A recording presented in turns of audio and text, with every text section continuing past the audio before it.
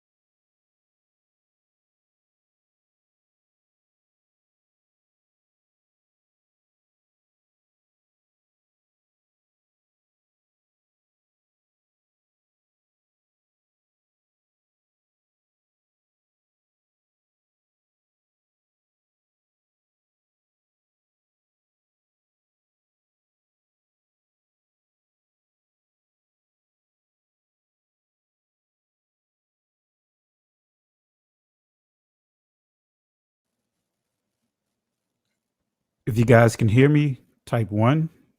Testing 1, 2. You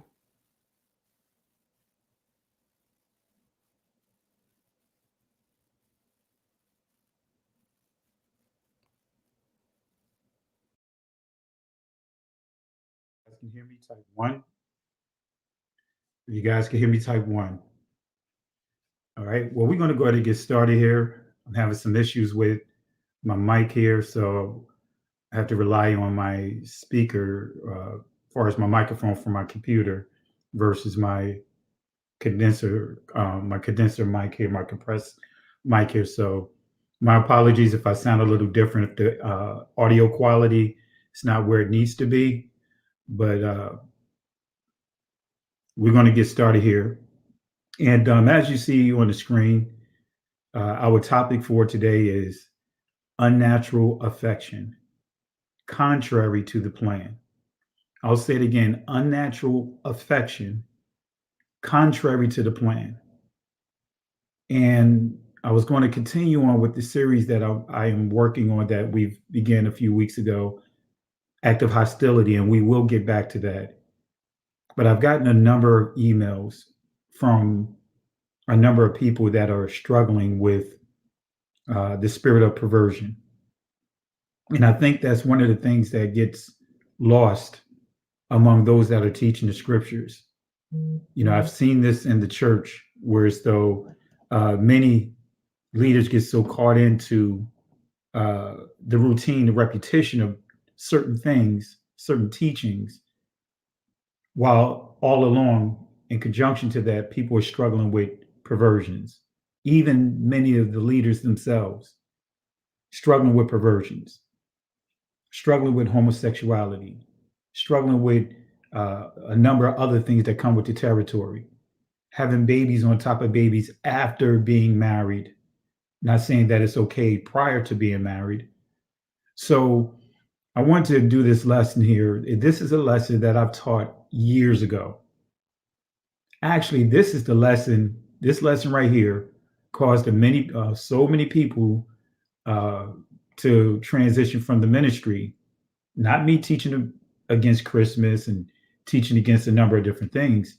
This message right here, because I was addressing a stronghold of perversions, and it caused a few people to transition from our assembly, which is all good because me and those that know me, I never had a desire to have a mega ministry. You know, a large hundreds of people in our ministry. For me, you know, I'd rather have thousands of people that have passed through our ministry than to have thousands of people sitting in one place.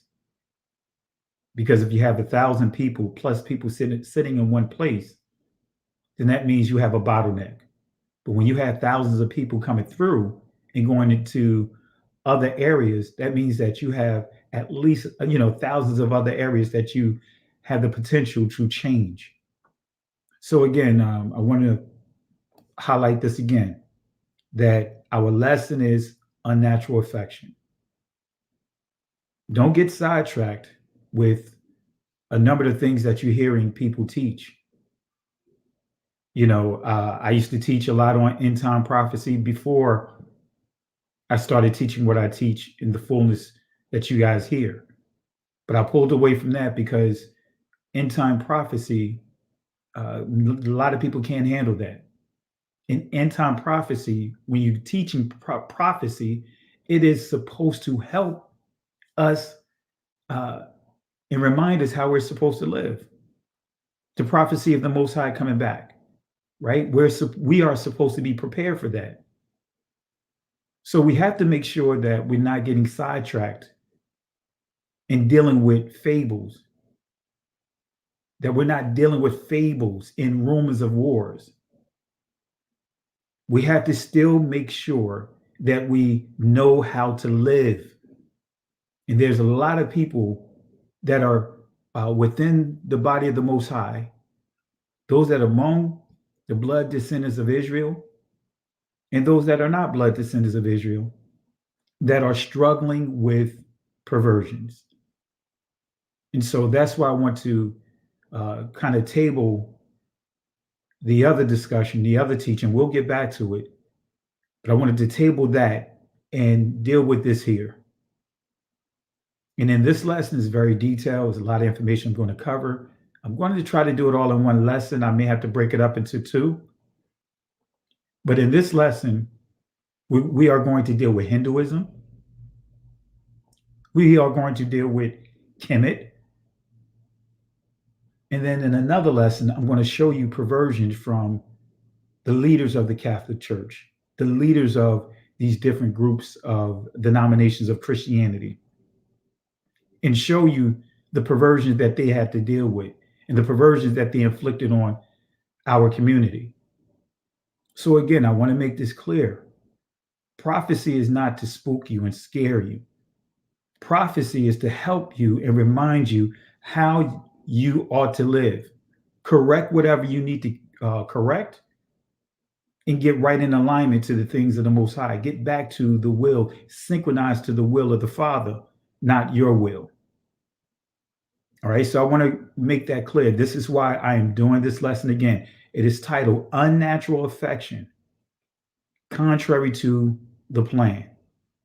So let me go through, give some shout outs here before we get started. You guys know how I do. I really appreciate you guys for supporting the documentary episode 1, The Road to Savannah. Really appreciate you guys for supporting that. Part 2 will be dropped pretty soon. So I really appreciate you guys really taking the time out of your schedule to watch that video. And I encourage you guys, share it. Share it to your YouTube, share it to your Facebook. All right.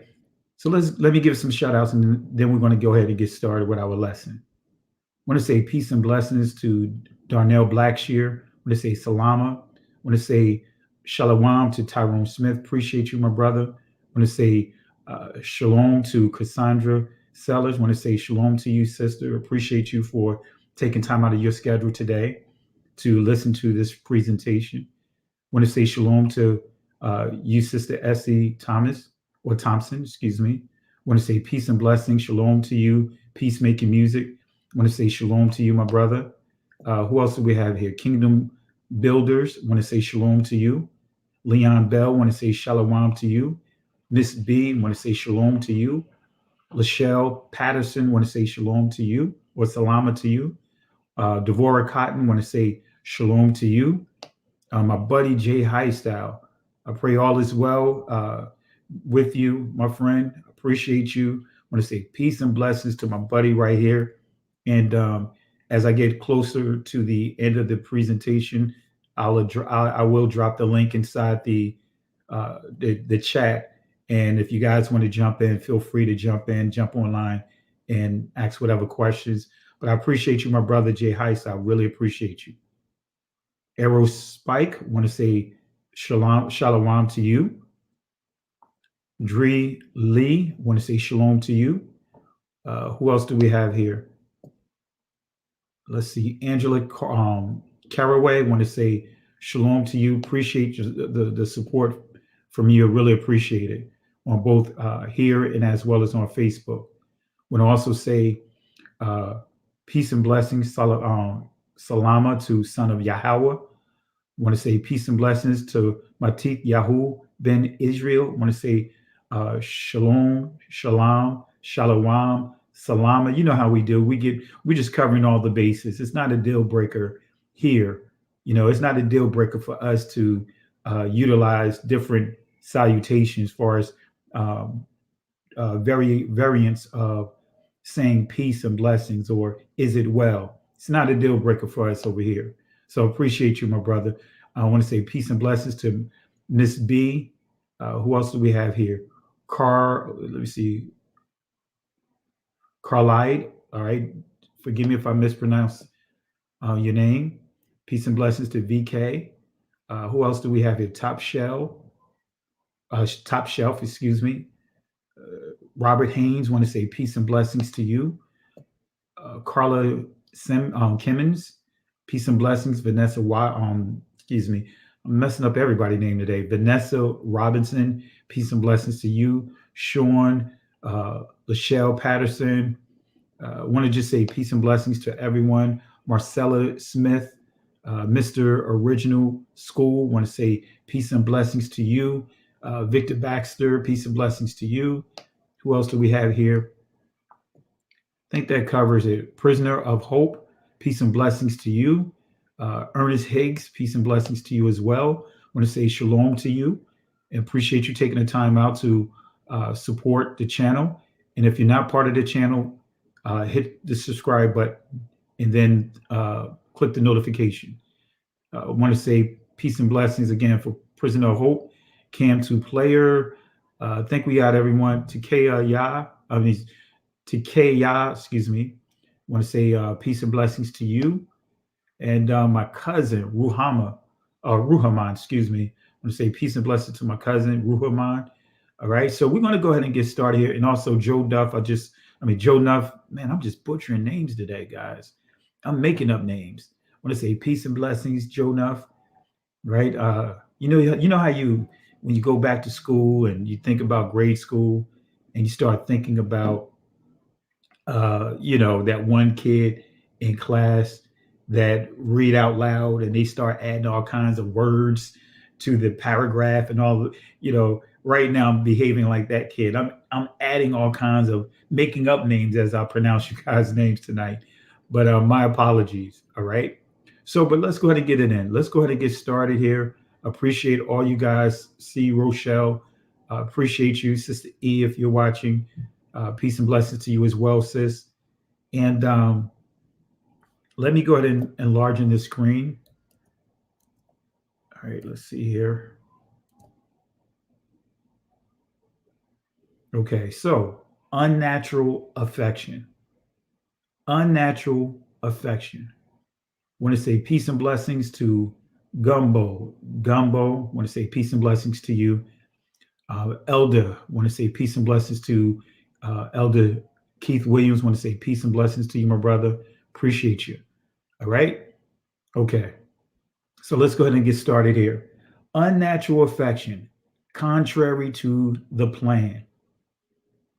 Let me say it again. Unnatural affection, contrary to the plan. Let me say it one more time. Unnatural affection, contrary to the plan. So the question we have to start off by asking, what is natural affection? Especially in the day and time we live in. What is natural affection? What is considered to be natural affection? I mean, there's a lot of things going on. What is considered to be natural affection? Especially when you come up in a household that's filled with perversions.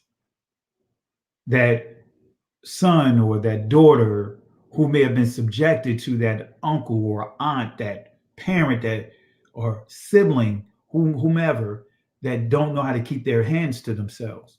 How do you define what's natural? Especially when you're dealing with our community of people who've been raped by every other community around the world, subjected to all kinds of perversions, bug breaking, and pedophilia, you name it. We've been subjected to that as a community, and many of them use religion to justify their behavior. So again, I ask again, what is natural affection? Let me ask that question again. What is natural affection? Especially when all you know is perversions. That's what we're dealing with tonight. Unnatural perfection. Affection. Unnatural affection. So let's deal with this here. Before we go on, I want to just kind of touch on this New Age movement, this mysticism movement, this dawning of the age of Aquarius, this New Age movement, and show you that this New Age movement, the doctrine has been around for quite some time. And many of our brothers and sisters are caught up in this New Age movement, right? So let's deal with this real quick. New Age. New Age teaches that Yah's word cannot be trusted entirely. Man does not have to die. Man can become a god. Man can evolve through hidden knowledge. This is what Eve was tempted with from the very beginning. Let's go to the Collins Dictionary definition of New Age. And this is what it says.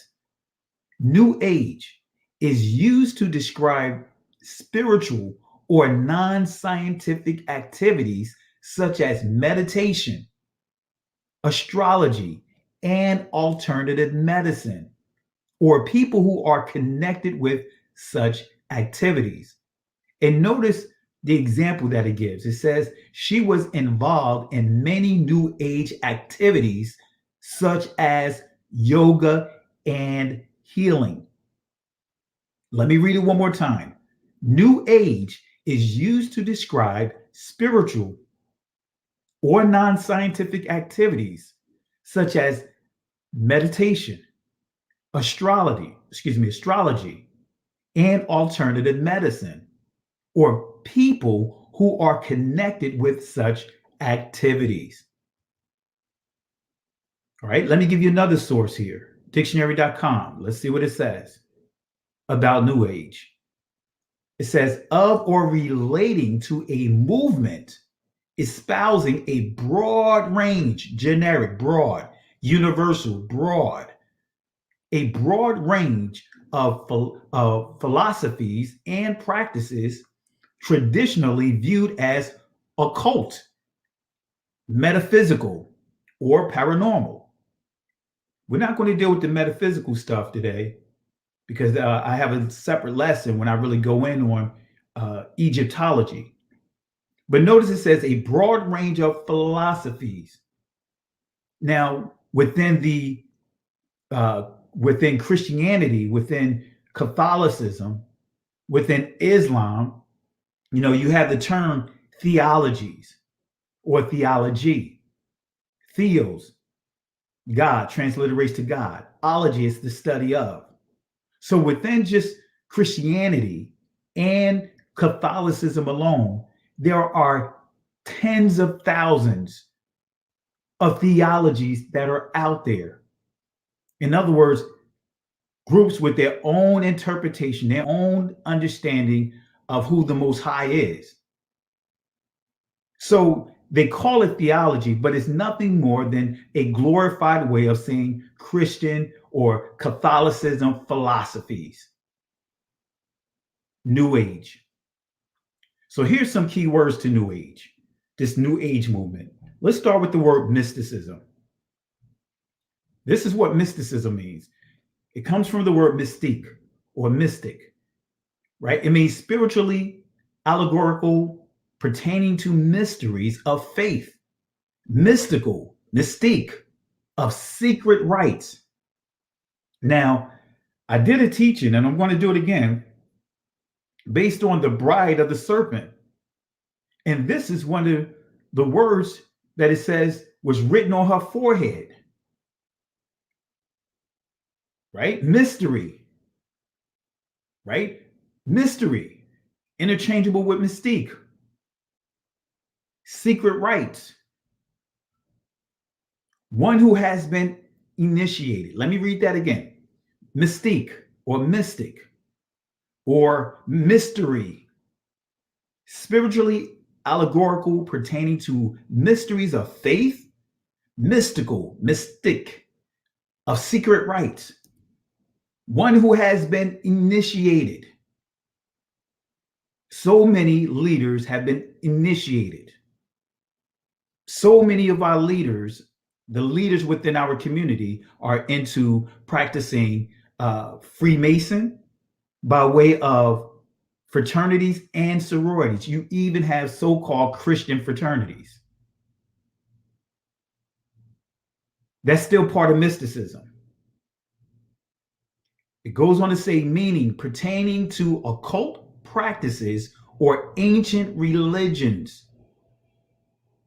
Let's deal with another key word, Gnostic. Gnostic, believer in a mystical religion, believer in a mystical religious doctrine of spiritual knowledge. It goes on to say, knowing, able to discern, good at knowing, to learn, to come to know.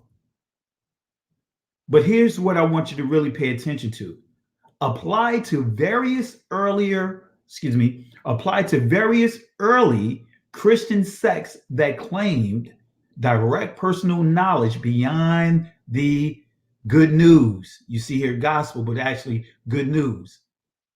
A Christian sect, Gnostics, a Christian group that claimed direct personal knowledge beyond. These are the ones that you hear say, oh, the scriptures, you can't learn everything through the scriptures. There's other literature that you can learn from. You don't need the scriptures. The scriptures, it's incomplete. But this is what they teach. The church, it goes on to say, or the church hierarchy, they appeared in the 1st century AD. Apostle Paul prophesies on this. Flourished in the 2nd and were stamped out by the 6th century. That was the whole purpose, really, when we start getting into the Council of Nicaea 321. Another word I want to highlight is Gnosticism.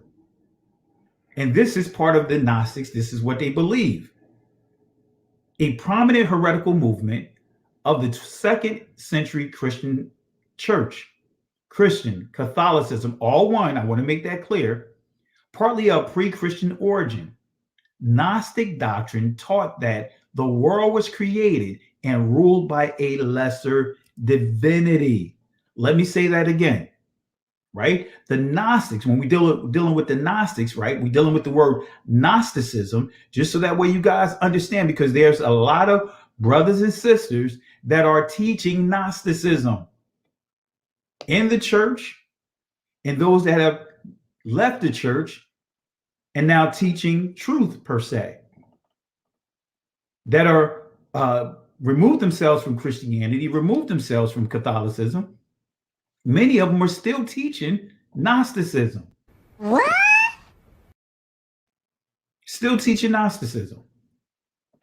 Right? So again, Gnostic doctrine taught that the world was created and ruled by a lesser divinity. What? The demiurge, in that Christ was an emissary of the remote supreme divine being, esoteric knowledge of whom enabled the redemption of the human spirit. In other words, they teach that the Messiah is a demigod, a lesser God per se. Right? So that was the argument at the Council of Nicaea, when you understand Athanasius and Arius. Arius, both of them believed in the Messiah, but one was teaching that the Messiah became divine once he was resurrected. But prior to the resurrection, that he was just a man, that he had a beginning, that he was a created being. So Athanasius, right, taught the opposite, what is considered to be orthodox. In other words, conventional. But Arius was pushing Gnosticism. And that was the purpose of the Council of Nicaea, not create Christ like many would poorly teach, but confirm that he's not a created being, confirm that he's not a demigod. The Jehovah's Witnesses, and I encourage you guys to go back through the teachings that I did on the Jehovah's Witnesses, and I break this down. The Jehovah's Witnesses, in their Bible, the New World Translation, the NWT, right, their Bible, which is a corrupt of the corrupt text, John 1:1, their scripture says, in the beginning was the Word, and the Word was a God. Right? That indefinite article, a, now it brings ambiguity to the text. It says a God.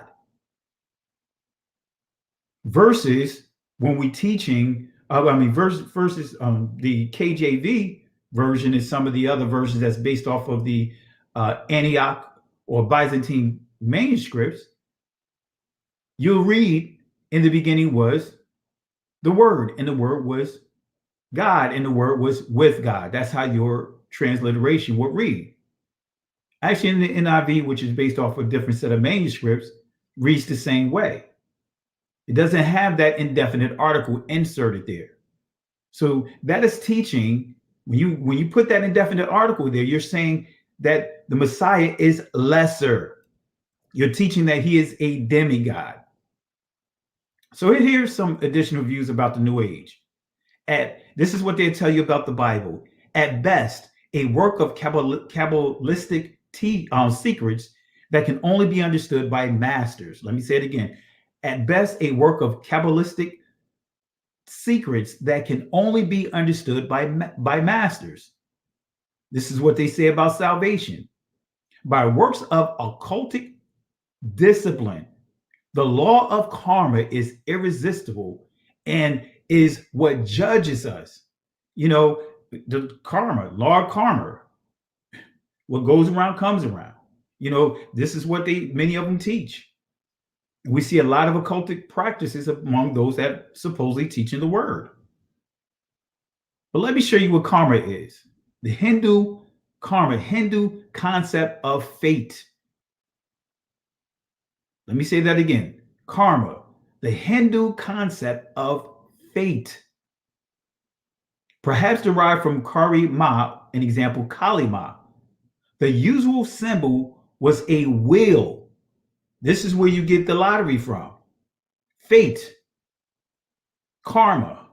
This is where you get the lottery from, literally. the roulette table and all those different things come from this right here. And I'll do a teaching on that again.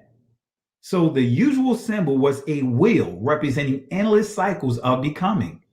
Every force or entity in the universe begetting equal and opposite reactions to its own action, all forces maintaining balance. The goddess's law was that any individual evolution must be worked out by a series of reincarnations. And if you understand yoga, if you understand Hinduism, rather, right, and really, if you understand yoga, yoga is worship of the within Hinduism. That's their form of worship. Unfortunately, those that are teaching this scripture allow yoga to be inside their place of worship. Like T.D. Jakes, not sure if he's still doing it, but they're having yoga classes inside their assemblies. You don't see yoga inside the mosque, inside Islam coming up inside their temples. Yoga is a form of worship within Hinduism. None of us should be practicing yoga. That is a form of worship. When you getting those, reciting those words and, to help you get into your inner self and all this other stuff, to, teaching that the entire universe is impersonal, that the Most High is on the same level, everyone is on the same level. See, when you understand reincarnation, as far as Hinduism, they changed the concept of reincarnation to make it more acceptable, their religion acceptable in the United States, in the West. Because if you really understand and study it, they teach that reincarnation, that guess what? You keep going back, as we see here, wheel, this cycle, you keep going back, coming back, reincarnated as a creature, an animal, a bug, whatever. If you kill something, you come back as that thing. And many was not grabbing hold of that thing, saying, hey, you mean to tell me if I kill a rat, and I die, I'm going to come back as a rat? So this is to supposedly learn whatever lesson you're supposed to learn. Reincarnation, that's tying into Hinduism. All right, so nevertheless, it says a series of reincarnations through the turning of the great wheel of time. Evil actions resulted in rebirth to a more evil life. Good actions brought lives of increasing virtue and happiness. Aesthetic yoga of early Buddhism instituted the idea that one could take shortcuts through the cycles of time and escape altogether from the inexorable karmic wheel into a state of nirvana, or cosmic not being, the individual dissolved in the infinite. All right. So they also teach this about the Messiah, that the Messiah was a man who evolved into an ascended master. In other words, a godlike being through occultic and metaphysical disciplines. Right. When you understand the Moors, right? When you start understanding Moor science, this is what they teach. They teach that Noble Drew Ali is the Messiah, and Marcus Garvey is his John the Baptist. But they teach that the Messiah was taught Hinduism by Buddha priests or Brahman priests or whatever. So the foundational teachings of the New Age doctrine is what I pointed out. And here's some of the additional foundations here: witchcraft, shamanism, astrology, Egyptology, Hinduism, and etc. Mystical systems, also the Merkava system, Kabbalah, which the Kabbalah is based off of that system.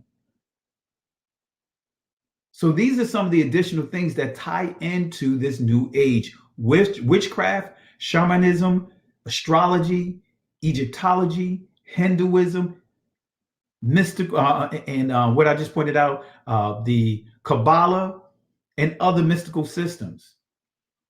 So I want to turn your attention and we're building this up. I want to turn your attention here to Romans chapter 1, verse 22 through 26.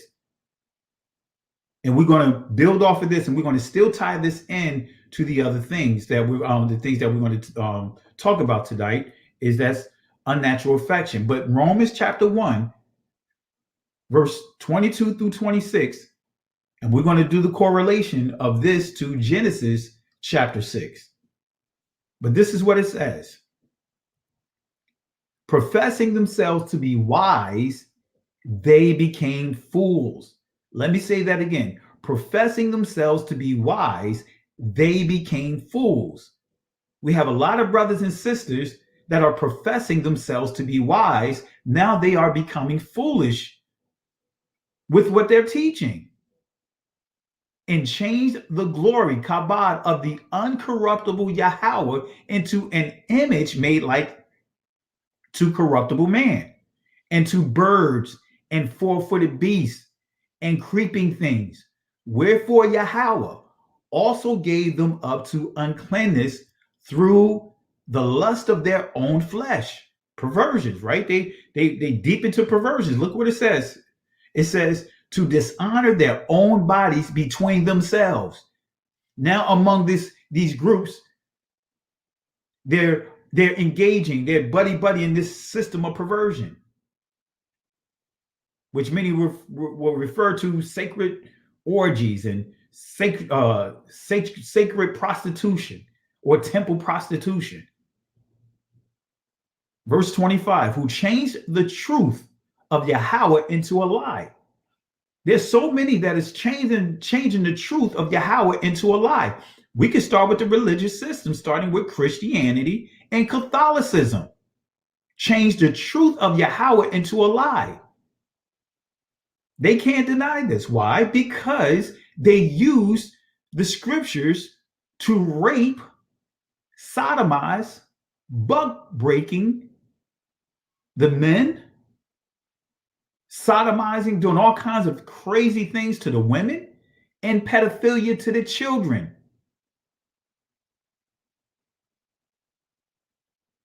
Kidnapped us, raped us. That goes against the law. Chattel slavery, there is the law that goes against that. I shared it yesterday on Sister E's channel.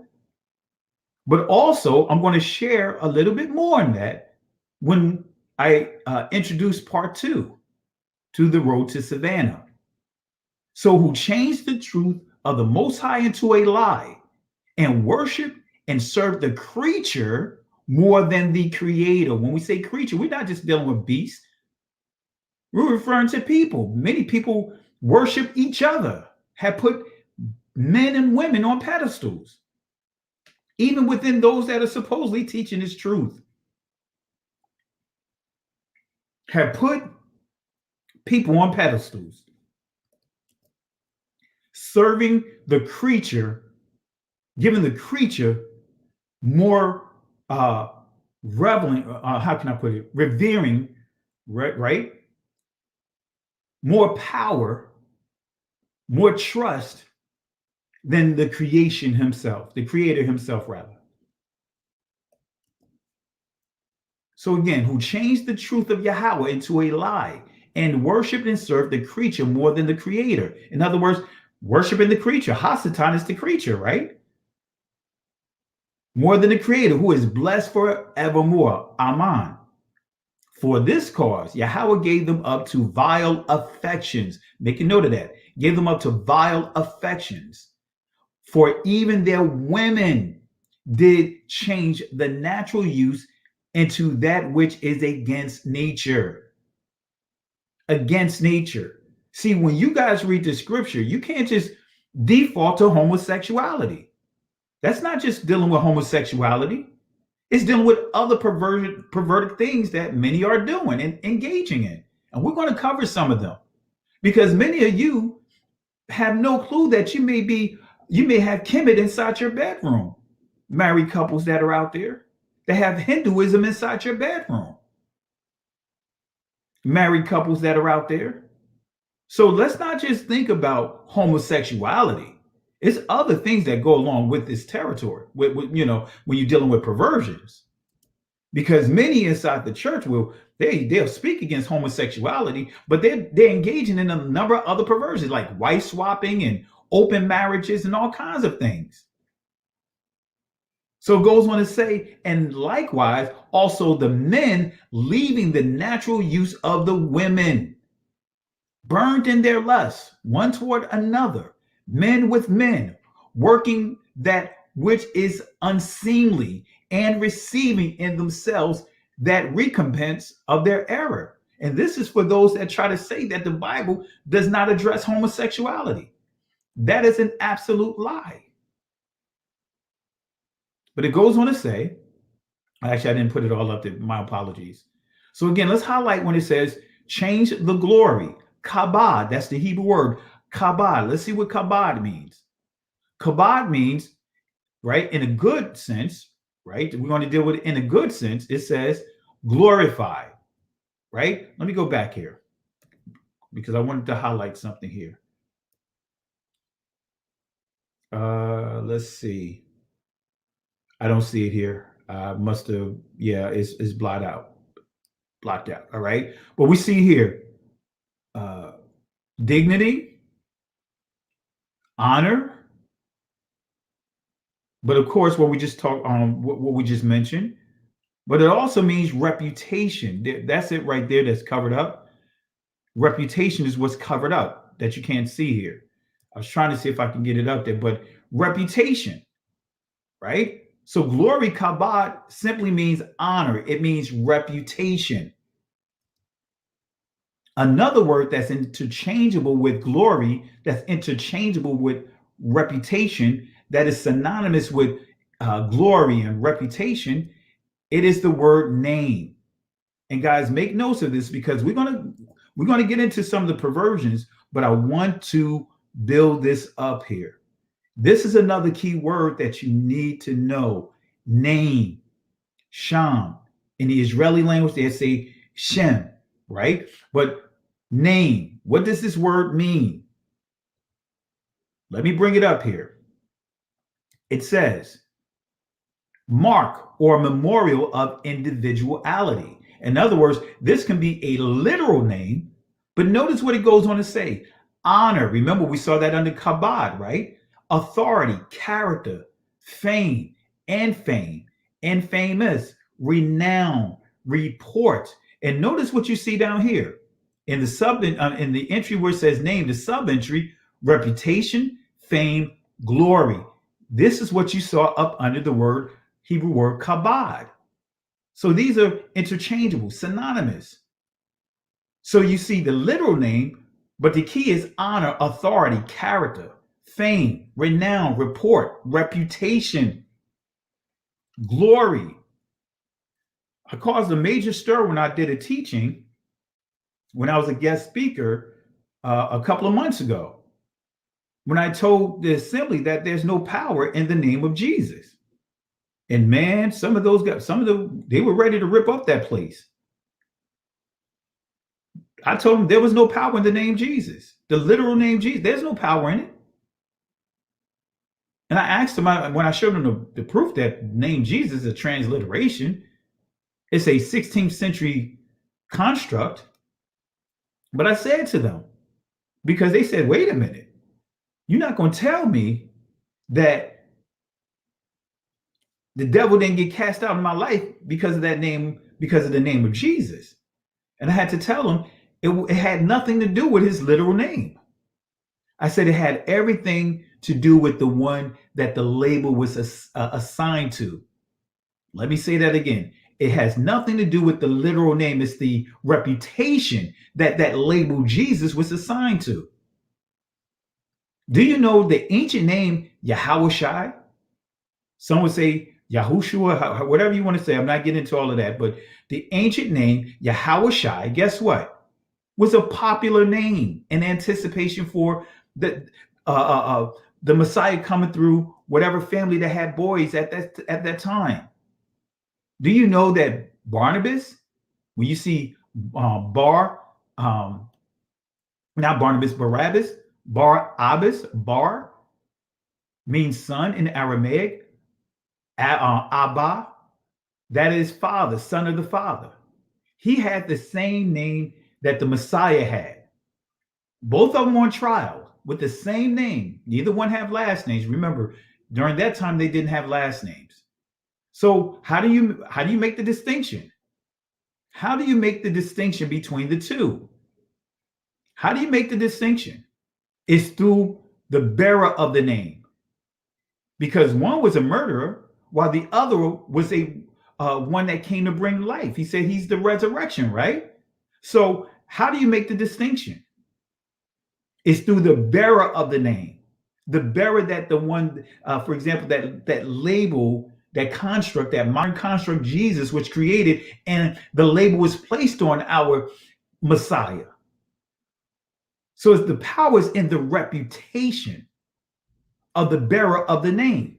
So that's why I want to make it clear here. You can know the ancient name, doesn't mean that you actually respect and understand the authority behind it, the reputation of the Messiah. We have a lot of people that can quote his original name, but they are damaging the reputation of the Messiah. The reason why many don't even want to deal with the name Jesus is because of the reputation that Christianity and Catholicism, the things that they have done to our people, all in the name of what? Jesus. They tainted the reputation, and many had a clean slate to really teach the ancient pronunciation, and damaging the reputation behind it as well because of your actions. But anyway, let me stop. I'm about to get into do a little preaching here. I don't want to go there. So again, Sham, right? Honor, authority, character, fame, renown, report, reputation, fame, glory. So again, Sham, name, means honor, authority, character, glory, reputation. So when we go back to that text, change the glory, kabod, of the reputation of the uncorruptible Elohim. Now let's tie this into Genesis chapter 4, verse 26.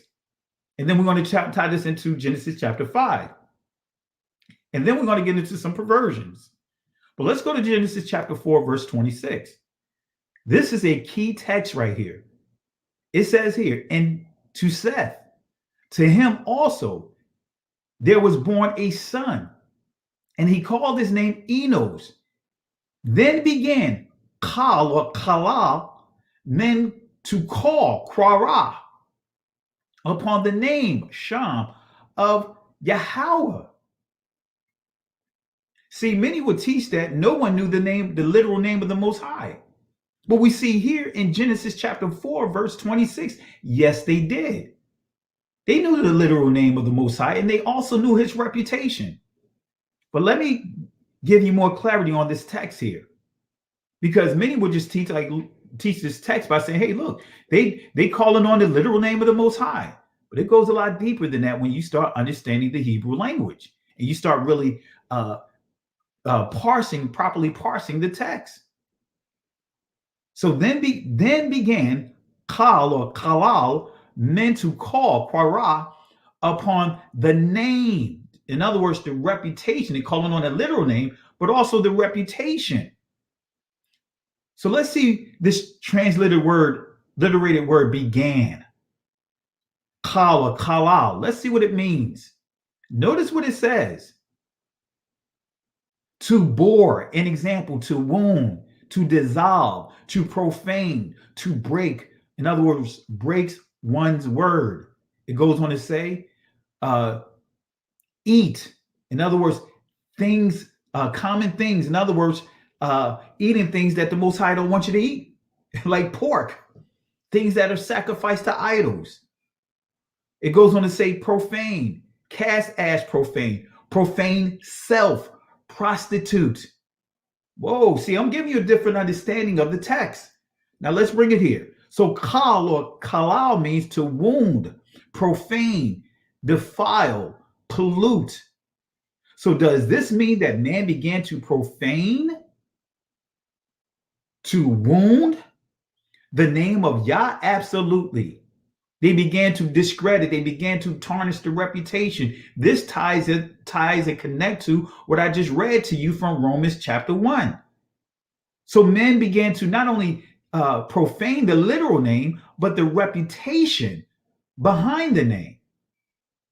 So many would say in Kemet, right? This is how it's so easy to shut them down, because they'll tell you if you say Amen or Amen, you are actually worshiping Amen Ra. No, Amen Ra is a Greek transliteration of their god called Yamanu. Notice the first part of it, Yah. You in Hinduism, you got God's name Yam Yam, right? They began to profane the literal name and the reputation behind the name. So let's go back to Romans chapter 1, but let's highlight verse 31. It says, without understanding, here it is, covenant breakers. Wait a minute. We see that in Christianity and Catholicism, they teach that we don't have to honor the commandments. That is teaching each one of us, or those that are following them, that's in these religious systems, to be covenant breakers. Without understanding, covenant breakers, without natural affection, implicable, unmerciful, who knowing the judgment of Yah, they know the judgment of Yah. That's how you know in this text, they're dealing with Israelites in this text, knowing the judgment of Yahweh, that they which commit such things are worthy of death. Not only do the same, but have pleasure in doing, but have pleasure in that, I'm messing up today, but have pleasure in them that do them. All right. So without natural affection, let's deal with the definition of natural affection. Start with natural. Based on an inherent sense of right and wrong. Unnatural is what? Contradictory. Doing the opposite. So it says based on an inherent sense of right and wrong. Being in accordance with or determined by nature. Sub-entry B for entry number 2, having or constituting a classification based on features existing in nature. But we're going to highlight the entry 1, number 1, based on an inherent sense of right and wrong. Let's deal with affection. It says this, the etymology of the word: desire, inclination, wish, intentions. It goes on to say love, attraction, enthusiasm. So why would Elohim, the Most High, turn his people over to a reprobate mind? That's a question that we all should be asking. Well, it's because they know the Most High, but they do not like to retain the Most High, Elohim, some would say Elohim, in their knowledge. They simply do not want the Most High to have anything to do with their lives. Therefore, they push him out of their minds. This is what Adam and Eve was tempted, entering into that forbidden fruit. In other words, conversation. And this is exactly what Hasatan told them. The Most High did not want them to know this information that he's sharing with them. And so Hasatan planted that seed of them separating, removing the Most High out of the equation. So they ignore and refuse to accept the Most High's presence. Let me say this again. They know the Most High, but they do not, in other words, like to retain Elohim or the Most High in their knowledge. They simply do not want the Most High to have anything to do with their lives. Therefore, they push him out of their minds. They ignore and refuse to accept the Most High's presence. They want to establish what's holy and righteous for themselves according to Genesis 3 and 5. I call it the G3-5 doctrine. And many of our brothers and sisters are teaching G3-5 doctrine. In Christianity, Catholicism, they are teaching G3-5 doctrine. And this is the doctrine right here. For Elohim doeth know that in the day ye eat thereof, then your eyes shall be opened, and ye shall be as Elohim, knowing good and evil. So there is the thought that we can determine what is good and what is evil for ourselves. You hear it all the time. I don't need to be around people. I don't need to assemble myself with anyone. I can do all of that at home. Yeah, you can learn certain things at home, but there's a reason why you see in Hebrews telling us what? Not to forsake. In other words, do not reject coming together. The Most High made it clear on the Shabbat, we're supposed to come together. That is our corporate day of worship. There is the thought that we can determine what is good and evil for ourselves. See, Hasatan again told Eve and continues to tell us the same thoughts, that we could determine what we should and should not do ourselves, that we could discern good and evil apart from Yah's word, that we needed to go ahead and do what we wanted. And by doing our own thing, we would learn, in other words, gain the power to govern and direct our lives more and more. That we did not need Yah. We did not need the Most High to tell us what to do. But we could gain the knowledge by ourselves by doing what we wanted. So going right back to Romans chapter 1, verse 22.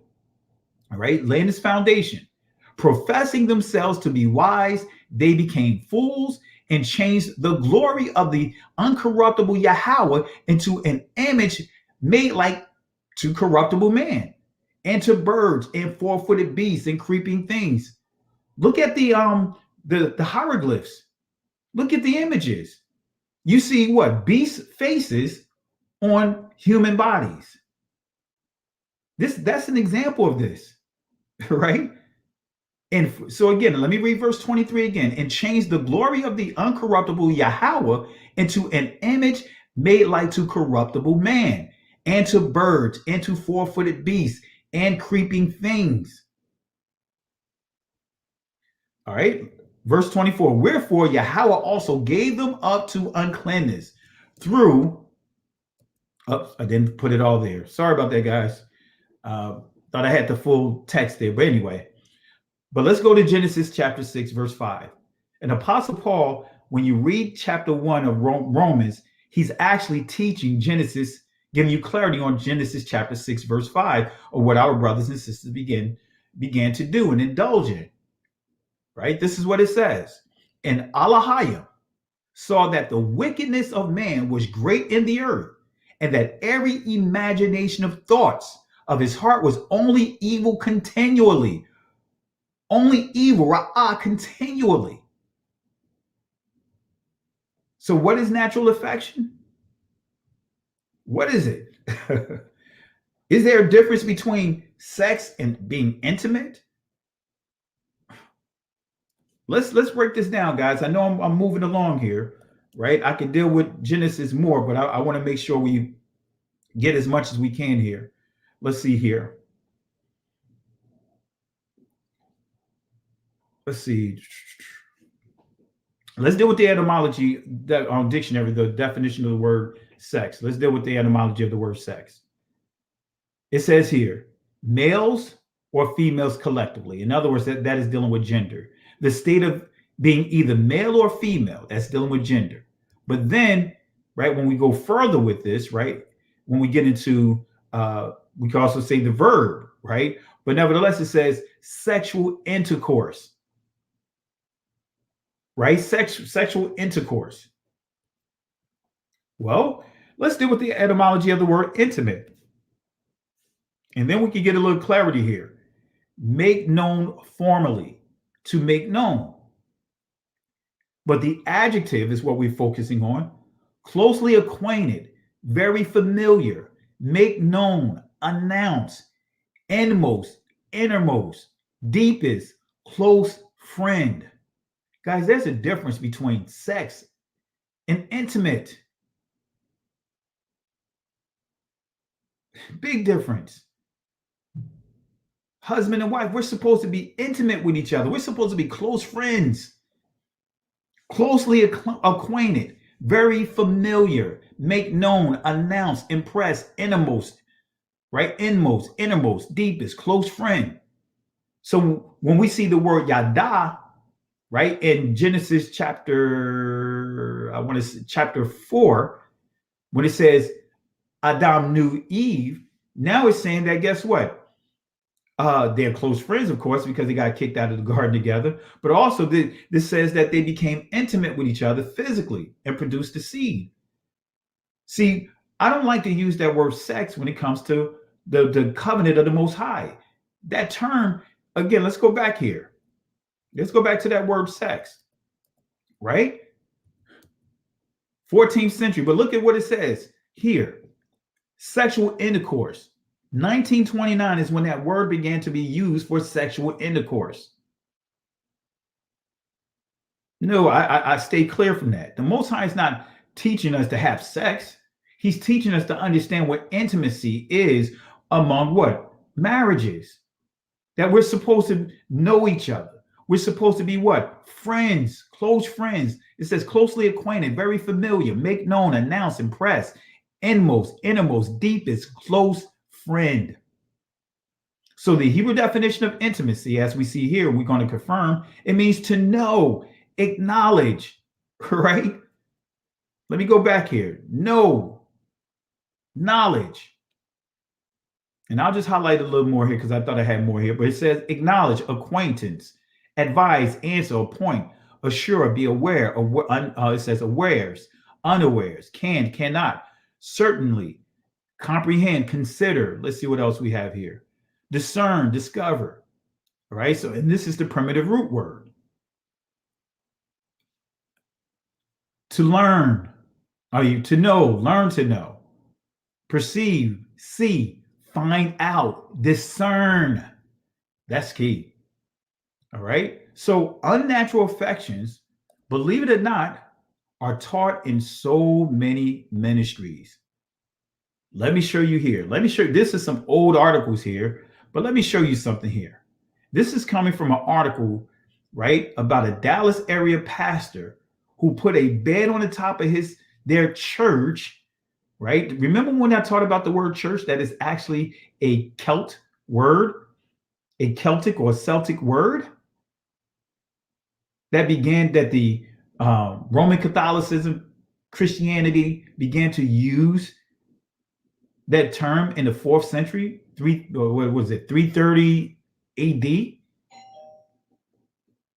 So again, Dallas area pastor puts bed on top of their church, right? The circus, because church and circus are interchangeable when you truly understand the root, the origin of this word, this Proto-Indo-European word. So Dallas area pastor puts bed on top of church, encouraging sex for 7 days. Look at this.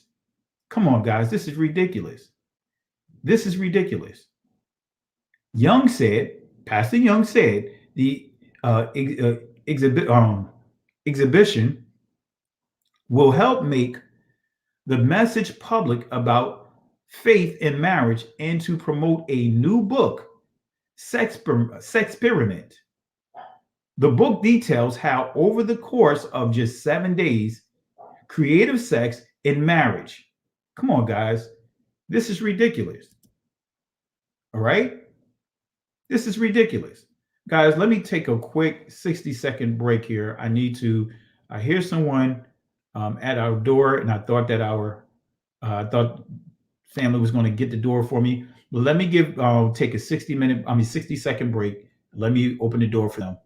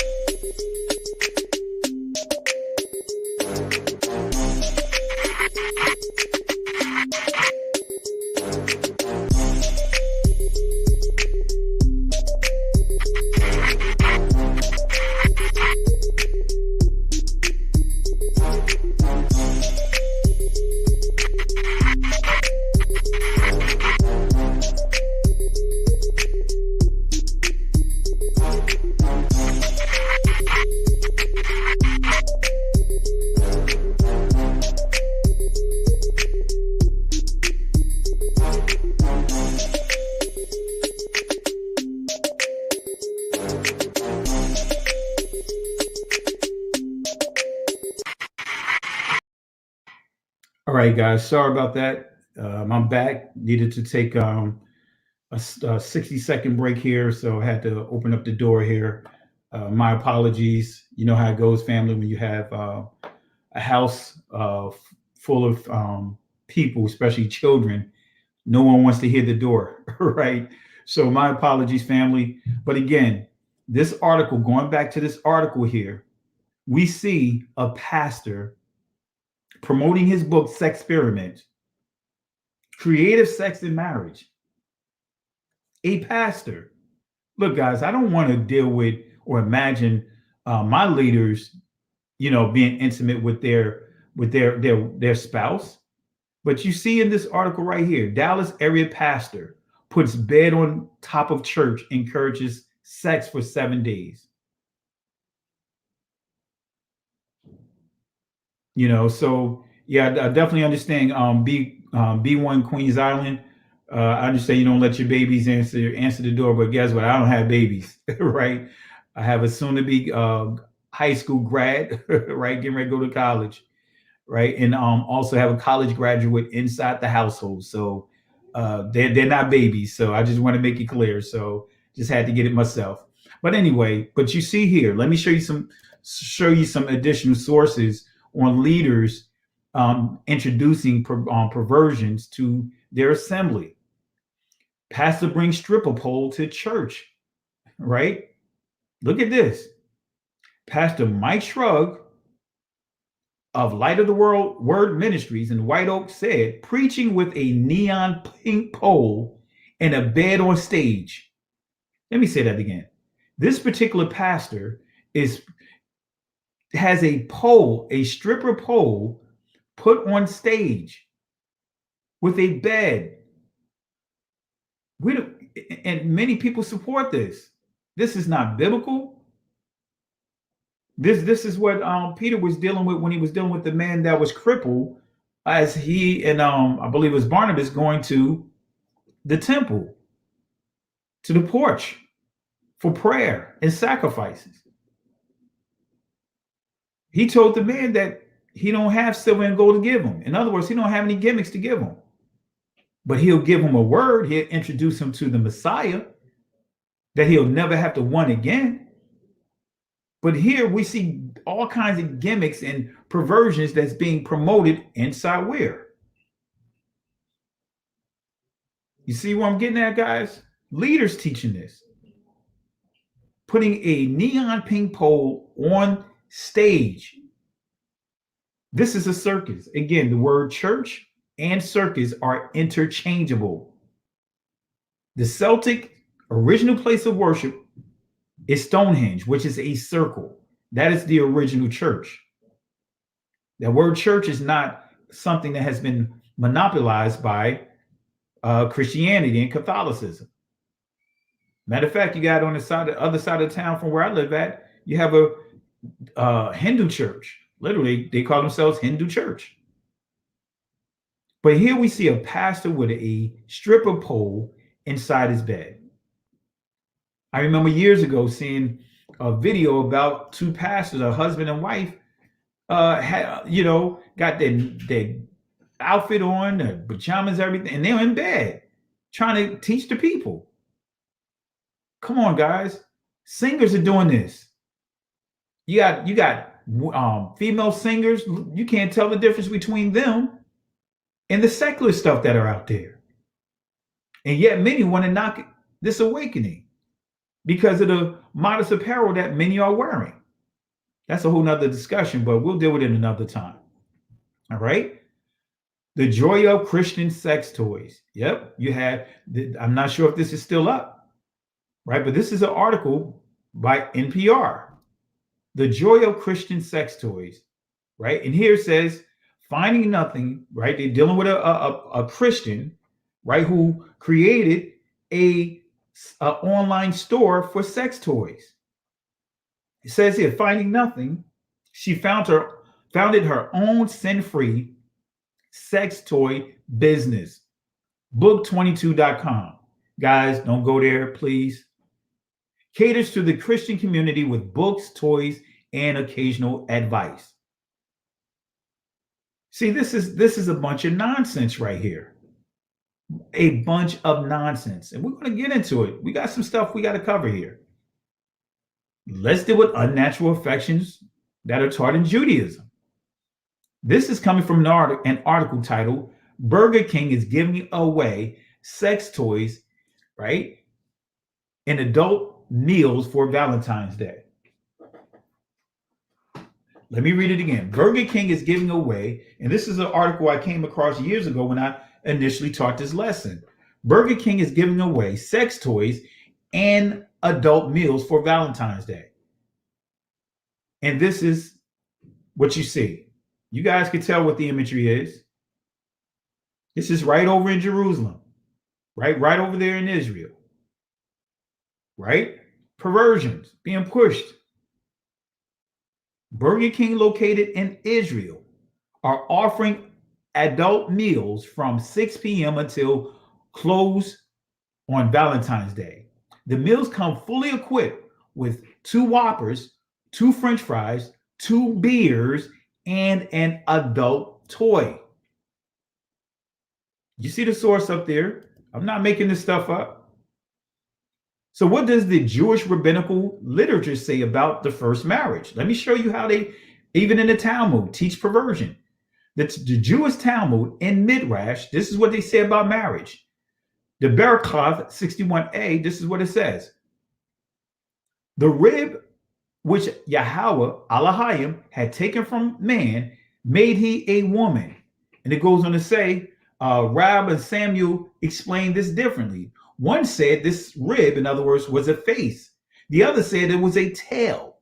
No objection can be raised against the one who says it was a face, since so it was written, or is written, before and behind, behind and before, has thou formed me.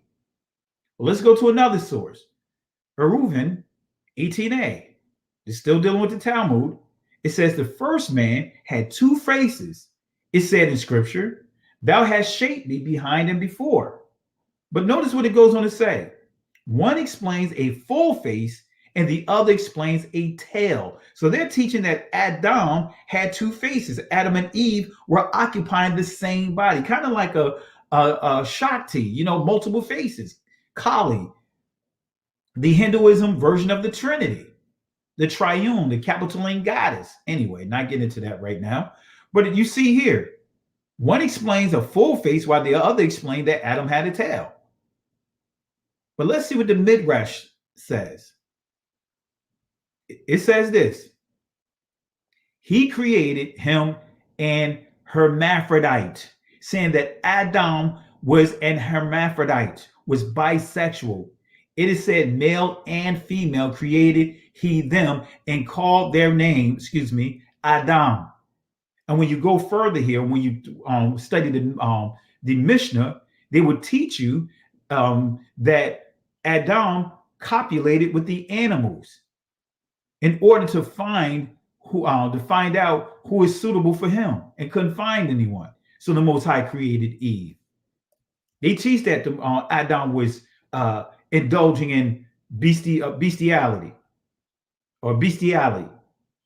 right? That he was copulating with animals. All right. So this is the scripture so many leaders use to endorse sexual perversions in their marriage. You guys know this scripture, but I'm going to pull it up here. Hebrews chapter 13, verse 4. You hear so many toss this around, right? Marriage is honorable in all, and the bed undefiled, but whoremongers and adulterers Yahweh will judge. So this is what they teach. Let me go back here. This is what they teach, stating that the Most High honor whatever goes on in their bedroom. That is not true. That is not correct. Because they're married, they can do whatever they want to do. That is not correct. That is the poor teaching, deceptive teaching that many leaders have taught this because they don't want to let go of any perversions that they are struggling with. And you know what, Angela? I'm going to deal with that. King James was not a homosexual, And I'll deal with that in another time. I'll deal with that another time. Don't get frustrated. Don't get, but I will deal with that. I can debunk that with ease. But anyway, right? So marriage is honorable and all in the bed, undefiled. But whoremongers and adulterers, Yahweh will judge. This is not saying that you can do whatever inside your bedroom, sodomy and all this other stuff. Bringing animals and bringing third-party people into your bed. Oh, this is not what it's saying. But let's see another transliteration of it. This is the Message Bible, and I want to make this clear. I am just using this as an example so you can see what this transliteration says. The Message Bible is a paraphrase work, okay? But I'm just showing you this for the sake of example. And notice what it says here. Honor marriage and guard the sacredness of sexual intimacy between wife and husband. Yahweh draws a firm line against casual and illicit sex. Right? Making it clear. But let's see another transliteration. This is the NIV. Marriage should be honored by all, and the marriage bed kept pure. For Yahweh would judge the adulterer and all the sexual immoral. So guess what? You have to understand, what does it mean to be sexually immoral? You cannot bring things that the Most High deemed to be unholy into your marriage, into your relationship. You cannot bring Kemet inside your bedroom. You cannot bring Hinduism inside your bedroom. And we're going to cover some stuff here. So what is marriage? Anat. What is marriage? Let's go to Webster Dictionary definition of this word, unabridged, 1886, and you'll see how it changed over time. The act of marrying, or the state of being married, union of man and woman, right? Husband and wife. Wedlock, matrimony, marriage is honorable. Notice during that time, they had the scriptures posted, right? We see the scriptures posted right here. So marriage is honorable in all, and the bed undefiled. So let's look at a more modern dictionary produced by Merriam-Webster, the Collegian Dictionary definition of the word marriage. This is what it says. The state of being united to a person of the opposite sex as husband or wife in a consensual and contractual relationship recognized by law. But notice the entry that they added here, the sub-entry that they put here. The state of being united to a person of the same sex in a relationship like that of a traditional marriage. In other words, when you see that word like, that is key. Same sex in a relationship like that of a traditional marriage. Let's see what like means. Like means having the same characteristics or qualities. So it's saying that having the same form. In other words, saying that they're having the characteristics, right? But it's not the same. See, husband and wife, that is the marriage right there. But you notice, you always see, whenever you see a man marrying another man, it's always one that's masculine and the other is feminine. Still doing what? Mimicking that of what a traditional covenant marriage is. Same thing with two women that you see today. It's one that's masculine and it's the other that looks feminine. Having the characteristics, right? So how did the Messiah define marriage? Let's see what he says. Let's see what he says. And see, we're going to deal with this, Darnell, because a lot takes it all out of context, right? They want to focus on misusing the scriptures to justify having multiple wives. When you take them to the scriptures, I can shut it down and have shut it down.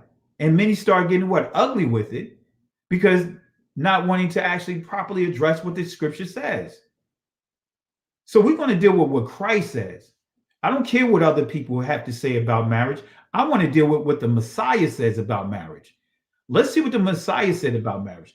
Let's see if he's dealing with these perversions that we see today. Let's see if he's dealing with multiple men and women within one covenant. Let's see here. Matthew chapter 19, verse 4 and 6 through 6. This is what he says. And he answered and said unto them, have ye not read? Now he's going into what? The Torah. Have ye not read? He's dealing with a group of what? Educators, leaders, Pharisees. He answered and said unto them, have ye not read that he which made them at the what? Beginning, made them male and female. You see, Christ didn't take them back to Abraham. Christ didn't take them back to Jacob. Christ didn't take them back to David. Christ didn't take them back to Solomon. Christ didn't take them back to all these different people that many want to grab hold of to justify the perverted spirits that they have that they don't want to release. The Messiah took them all the way back to the beginning, just like Malachi chapter 2 did as well. He answered and said it to them, have ye not read that he which made them at the beginning made them male and female? But he didn't stop there. And he said, for this cause shall a man leave father and mother and cleave to his wife, singular. And they, right? Now you have they, man and woman, shall come together. One man, one woman shall come together and be one flesh. You did not see anything that says the housewives of Adam, because there was only one wife, right? The first polygamous marriage, if you want to call it that, back then started with who? Cain. Anyway, that's a whole nother discussion. The Most High did not authorize this, but not even just dealing with polygamy, but let's deal with some of the other perversions. Whenever you look at these occultic systems, these occultic belief systems, they always change marriage. They always do things or put things in place to do what? To go after the women. Like that guy down in Oklahoma, or was it David Koresh or whatever? When you study him, he annulled all the marriages within his assembly and started sleeping with all the women, saying that he is the messenger. He's the corrupt Christ. He was at least he was telling me he's corrupt. Same thing you see with what's his name, Jim Jones and other people. You'll see that they want to what? Tamper with covenant. That's one of the main pillars that you see in cults. They start with what? Going in on marriage. All right, but let's see here. Let's see what else the Messiah said. The Messiah said, wherefore they are no more twain, but one flesh. What therefore Elohim has joined together, the Most High, Yahweh joined together, because when you see that, it's Yahweh that you see his name is mentioned in the text in Genesis chapter 2. Yahweh has joined together, let no man put asunder. You can't get around this, family. Now, I know some is going to throw shots at me. I don't care. But I'm going to teach the truth. I'm going to teach what the word says. You cannot say that you're following the Messiah and you're teaching against this right here. You can't. So let's deal with sodomy. Let's deal with sodomy. And matter of fact, let me go back here. I want to holler. Let me see if I can see here. Notice right here. Verse 10 says right here, his disciples, right? His disciples like, whoa, because think about what was going on. See, oftentimes the Most High had to use other nations to correct Israel. Many will say, hey, it's the Romans that introduced monogamy into. Well, guess what? At one time, Adam and Eve, that's all that existed. And all come from Adam and Eve. So their marriage wasn't just a template for the Romans. It was for all, not just for the Greeks. It was for all. So here, his disciples said unto him, if this the case of the man be so with his wife, it is not good to marry. In other words, they're like, wait a minute, you telling us that, you saying just one? You saying that this is you taking it back to the beginning, man. That's rough. Maybe we don't need to be married then. But look at how the Messiah answered.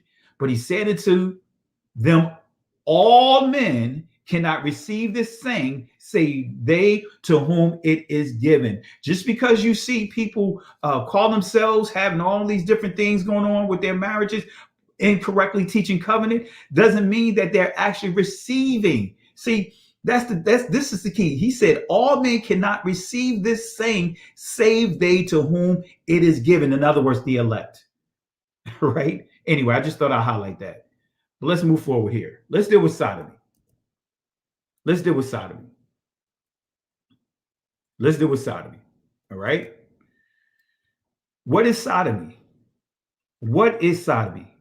Well, you know what, family? I'm not going to explain it based off of what may seem to be my opinion. Let's let the text speak for itself. Let's see what this word sodomy means. Let's get some sources here, because many don't understand what sodomy is. But let's see what sodomy is. This is coming from the Merriam-Webster Dictionary for sodomy. It says, the homosexual proclivities of the men of the city of, and it gives you in the city of Genesis, you see this here. But notice what this says here. Anal or oral copulation with a member of the same sex, same or opposite sex. Let me say it again.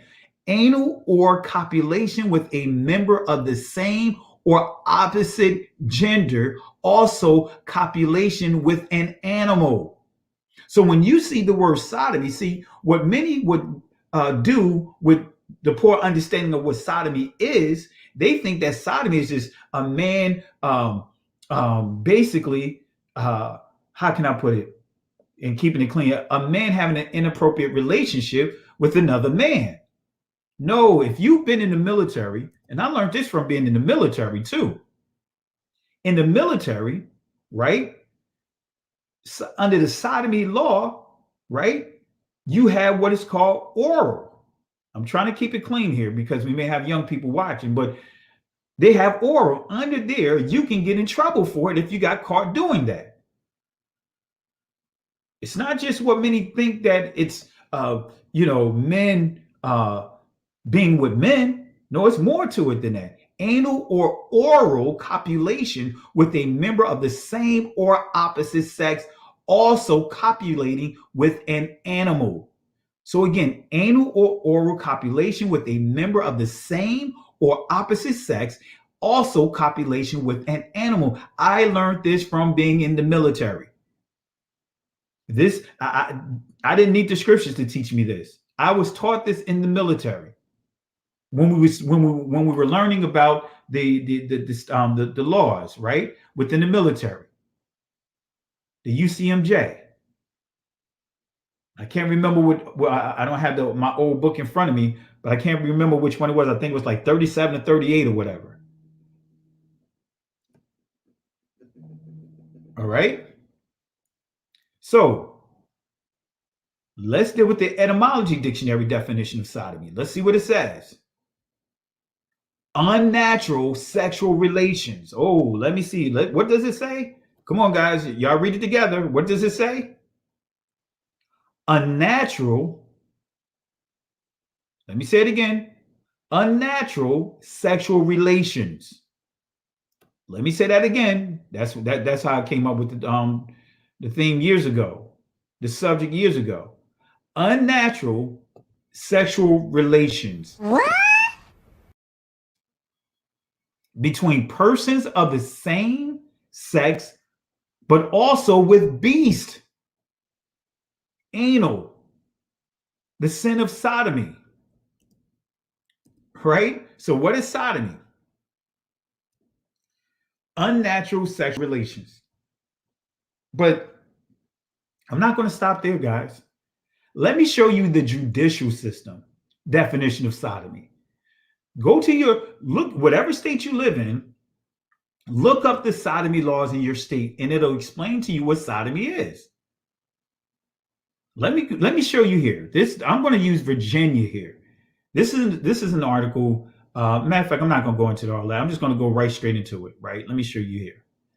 Right. Because you have forced sodomy, right? In Virginia, you have what is called forced sodomy. So regardless, forced sodomy or voluntary sodomy, they're still going to establish what sodomy is. Let's see what forced sodomy is. Let's go to the law books here. Forced sodomy. And as you can see, this is not me making this up. vacode.org, and it's giving you the statute and everything. You see it right here. I'm not making this up. Forcible sodomy. An accused shall be guilty of forcible sodomy if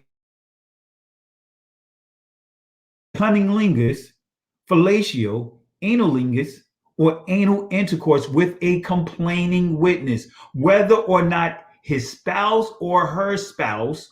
Oh, notice this here, right? It says whether or not with his or her spouse, right? But you see, they still give you the definition of what sodomy is. Look at this here, right? It goes on to say, or causes a complaining witness. See, this is what I was taught in the military. This is what I was taught, right? They explained this to me, not just to me, but explained this to all of us at that time on to be careful. But it goes on to say whether or not his or her spouse to engage in such acts with any other person. And then it goes on to say, and the complaining witness is less than 13 years of age, or the act is accomplished against the will of the complaining witness by force, threat, or intimidation. All right. So when we go back here, notice it gives you the definition of what sodomy is. It breaks it down. But we're not going to stop here. Let's go further. Let's move forward here. Sodomy is cunnilingus, fellatio, analingus, anal intercourse. Now, guys, this is, I want to make this disclaimer here. This portion of the lesson is not here trying to disrespect anyone, but just to open up the eyes of how many of us, like I said earlier, have Kemet inside your bedroom, have a Hinduism inside your bedroom, are dealing with sodomy, and you just don't know it. Many are just lost. But let me show you here. Let me just show you here. So I'm not here trying to disrespect anyone, but I want to make this clear. This is where we have to, we all adults in the room. So don't get offended with what I'm getting ready to share with you. Okay? Cunnilingus, what is this? Notice what it says, right? I'm just going to let you see what it says. I'm not going to say what it is because I want to be respectful. I'm a leader here, but you see what it says. You see what cunnilingus is, right? Let's go with the next one, right? Let me show you an article here. Michael Douglas blamed his cancer on oral sex. Michael Douglas had throat cancer, and he said this out of his own words. Hollywood star Michael Douglas says oral sex caused his recent bout with throat cancer. Without wanting to get too specific, this particular cancer is caused by HPV, which actually comes about from cunnilingus. Guys, when we start understanding, just like how the Most High had designated with the temple, I use 1 Kings chapter 5 to show the people that just like comparing the temple to our bodies, the Most High has every last part of our body designated to function in a certain way. When you take it outside of what the Most High has designed our bodies and each part to function as, now you're getting into what? Unnatural, perverted behaviors. And I'm just going to leave it at that. He goes on to say, Douglas, at that time, he was 68, told the British newspaper, The Guardian, he added that he has had real success beating back the tumor with chemotherapy. With this kind of cancer, 95% of the time, it doesn't come back. Next one we saw was fellatio, right? And I'm just going to let you see the definition, but I'm not going to go into all of that. I don't want to read this out loud, but you guys see what fellatio is, all right? For those that don't know, all right? Let's go with analingus. What is this? I'm just going to let you see the definition. And I'm not going to, so that way you can see for yourself. And this is coming from Oxford Dictionary Online. But you see what it is. All right. So that way I don't disrespect anyone, but I want you guys to know exactly we're adults here. We should be able to have this conversation. but at the same time, I don't want to sound like I'm being insensitive. All right. So Farrah Fawcett dies of cancer at the age of 62. I'm not sure some of you guys remember who she is. She's the original Charlie Angel and, $6 million man, anyway. So this is what it says. Her death at St. John's Health Center was caused by anal cancer, which she had been battling since 2006, said her spokesman, Paul Bloch. So this is why we have so many diseases, so many venereal diseases that is happening right now among us, because we are doing things that are not natural. When you start understanding like VD, some of the chlamydia, you'll see that it came about by what? Some shepherds messing around with the sheep. We have to, this is real. A lot of these venereal diseases come from what? Unnatural affection, doing things that using our bodies in a way that the Most High did not design for it to do, right? Anyway, many ask, where is oral sex in the Bible? I get asked this a lot. Where is oral sex in the Bible? Let me just say this here, and this is my response to them. Throughout the scriptures, the Most High describes and compare his relationship with Israel as a marriage. For example, Hosea. There's a number of westernized terms. Let me make this clear. There is a number of westernized terms that we use that are not in the scriptures, such as shacking up. But guess what? Shacking up is in the scriptures. Remember when the Messiah here in John chapter 4, verse 16 through 18, he was dealing with a woman who he said to her, you've been married 5 times and the man that's at your house is not your husband. In other words, she was shacking up. He didn't condone that. But after she had her encounter with the Messiah, she didn't return home. She started what? Evangelizing. She started teaching others about the Messiah, right? So everything in the tabernacle served a purpose and specific points, right? So to that point, every single body part serves a function and a purpose. This is why our bodies are referred to as a temple. Corinthians chapter 6, verse 19, right? Let me go back up here for those that didn't make a note of it. So what is natural affection, right? How do we define the natural affection, subtracting the influence of the media, such as movies, videos, songs, magazines, clothing, video games, cartoons, billboards, and etc.? How do we define natural affections?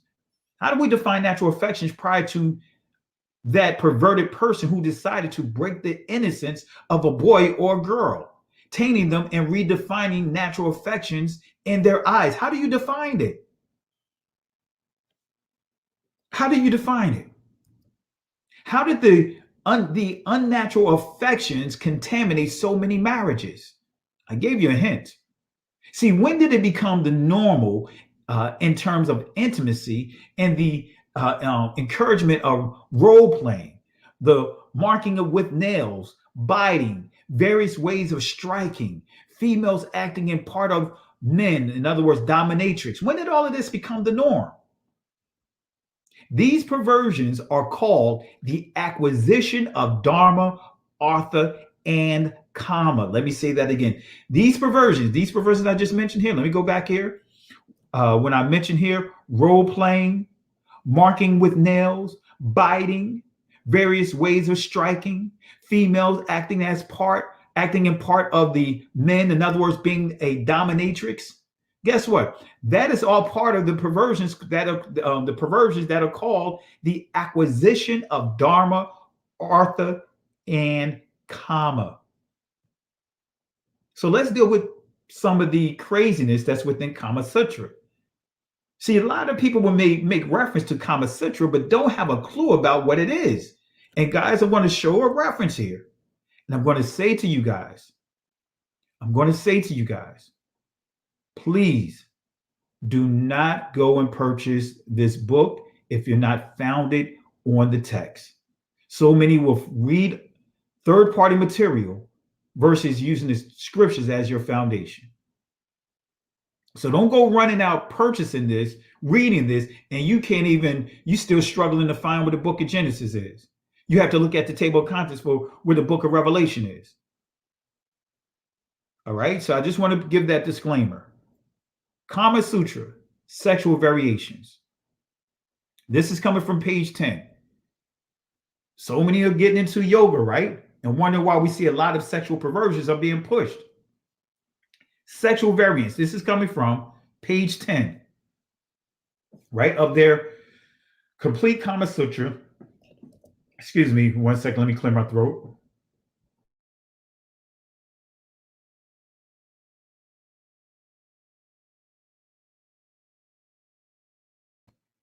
All right. Sorry about that.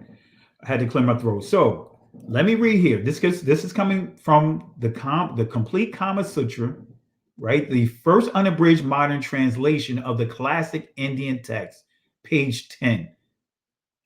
Says lesbianism is described in detail, as well as the inversion of roles by a dominating female. Male homosexuality forms an integral part of sexual life, and various homosexual practices are described in detail. Transvestite prostitutes play a role in public life, and their presence at weddings and religious ceremonies was considered a symbol of good luck down to our own times. All sexual variations, including relations with animals, are mentioned in the Kama Sutra and are represented with great emphasis on the facades of great temples, such as those and I'm not going to butcher this name. I think it's Kajurao. Anyway, I'm not going to butcher it, guys. As well as many other abandoned in the jungle, which I have been able to visit. Right? So again, sexual variations, including relations with animals. Right? Kama Sutra, the art of scratching. Just giving you some highlights here. Just giving you some highlights. I'm not going to go too deep here, but look at what it says. When you marks of scratching, it says it is a mark of affection, right? But notice what it says: to recall passion by keeping the souvenir during an absence. In other words, when people call themselves scratching each other, that is what? Keeping a souvenir in the absence. It says it is also the visible sign of anger, joy, or drunkenness in a young man. But notice what it says in 3. It says biting with teeth, scratching with nails is a sign of possession. Sign of possession. All right. Here's another one. Right. Here's another one. I don't want to butcher this name, but looks like Gino Equium or anyway, I'm not going to butcher it. Gino Equium or whatever. I believe that's how you pronounce it. Gino Equium or whatever, Ecium. But I'm not butchering his name. Forgive me, guys, for butchering his name. But anyway, but look at what it says. When men have no women to sleep with, they satisfy themselves with other kinds of vulvas or with dolls or onanism. And we're going to deal with onanism shortly. When a man does not find any woman to his taste, how does he satisfy himself? With men or with, notice what it says, with men, homosexuality, or with intimacy with other species. Notice what it says: mares, she-goats, female dogs, sheep, animals of female gender, as he would with women. Y'all think I'm joking, right? Look at this right here. This is what they say is okay to do. If he cannot, if he don't have doesn't have a wife or have a woman to be with, it says then this is saying that it's okay for him to be with another man or with animals, as he would with a woman. All right, blows and sighs. All right. There are 4 ways of hitting. Notice what it says: it's with the side of the hand, with the palm of the open hand, with the fist, with the ends of fingers joined. This is, guys, this is why I say Many of us would be surprised. Many of you guys would be surprised. You have what? Hinduism inside your bedrooms, doing things that you have no clue where it comes from, thinking that is natural. So again, how do we know it's natural when everything around us has been perverted? As we go back to Genesis chapter 5 that I pointed out, where man completely, every imagination began to corrupt everything of the Most High. This, going back to what I shared previously in the previous slide, corrupting animals, profaning his entire creation, right? Copulation, right? You'll see pedophilia up in here, right? You see Queen of Heaven referred to. I'm not going to get into all that, what it says, but you see Queen of Heaven up in there. So who is the Queen of Heaven? You guys should know this. You guys know your scripture. This is Queen of Heaven, right? In Hinduism. But let's see who Maya is, right? Magic, right? Maya interchangeably with magic. Title of the Virgin Kali as the creatress of the earthly appearances. An example, all things made of matter and perceptible to the sense. She also gave birth to the enlightened one. Notice enlightened. That's another mystical term, New Age term we hear tossed around a lot. Buddha, the same god is called Maya by the Greeks, was the virgin mother of Hermes, the enlightened one. Hermes, this is where you get Hermes, Aphrodite, the combined term Aphrodite. You see how this tie in, Hinduism tie into the Greeks, the Romans. So who had many reincarnations as the Buddha. Sometimes Maya's partner was Vulcanus. In other words, the Greek Hephaestus, right? This was another mythic mating of male fire and female water. Hindu said Agni, the fire god, and you tie this into Ash Wednesday, right, was the consort of Kali, Maya, though he was periodically swallowed up and quenched her by, according to the tantric phrase, the goddess quenching a blazing ligam in her yoni. This is where you get the term ligam yoni, and this is where you get the hexagram from, right? That 6-pointed star. This is where you get the steeples in the churches from. So as the virgin mother of Buddha, Maya embraced aesthetic Buddhists as soon was soon written out of the script. Like aesthetic Christians,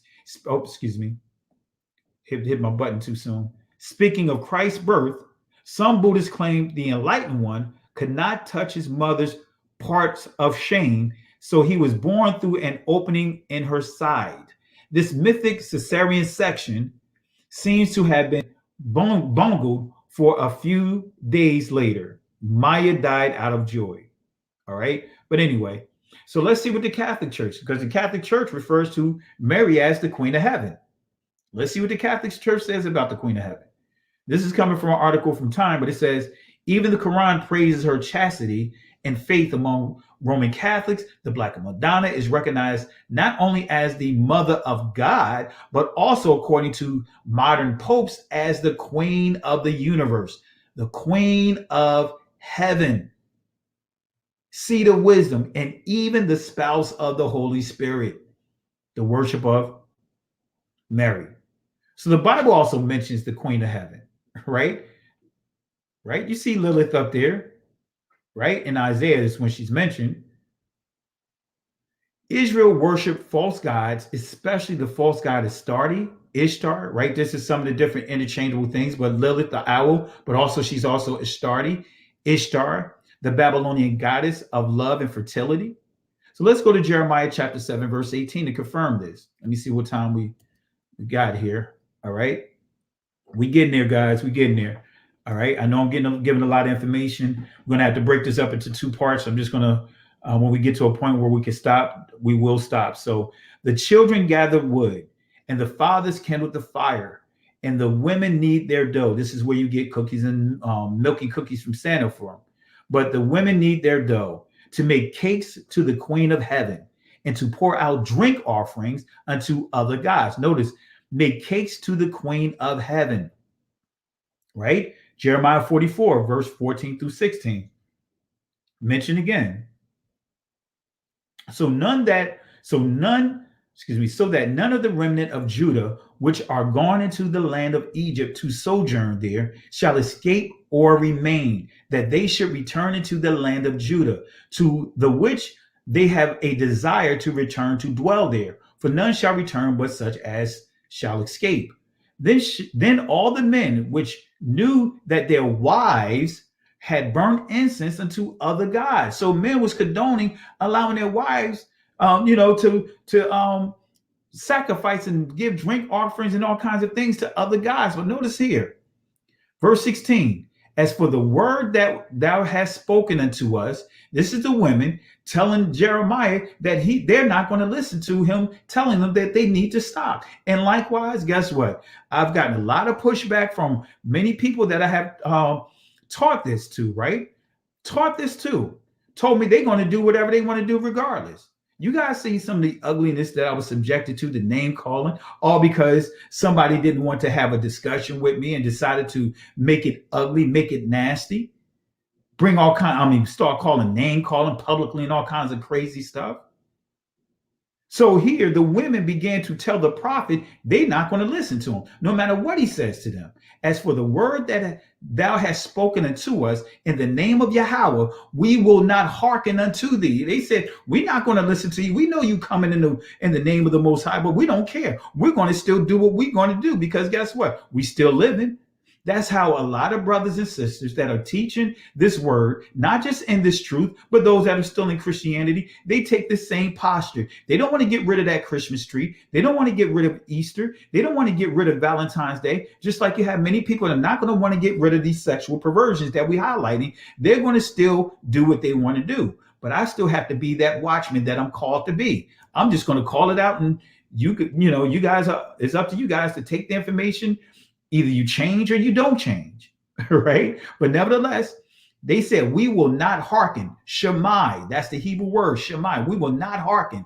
Well, let's see what it means. Hearken means, Shemai, to hear intelligently. In other words, I say this all the time, to listen with intelligence, obedience, consider, discern, give ear, obedient, obey, discern. Guess what? You can listen, but listening is not just you hearing someone say something, but it also means that you're operating in what is said to you.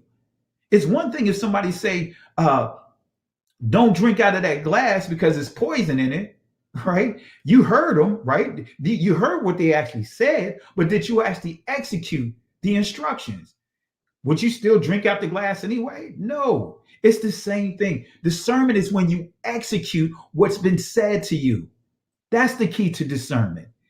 So many people say they could discern, they have discernment, but they're not executing the instructions that was given. Just because you can see somebody that you may say is not right, doesn't mean that you have discernment. You just say you see that they're not right, but you still not executing in your discernment.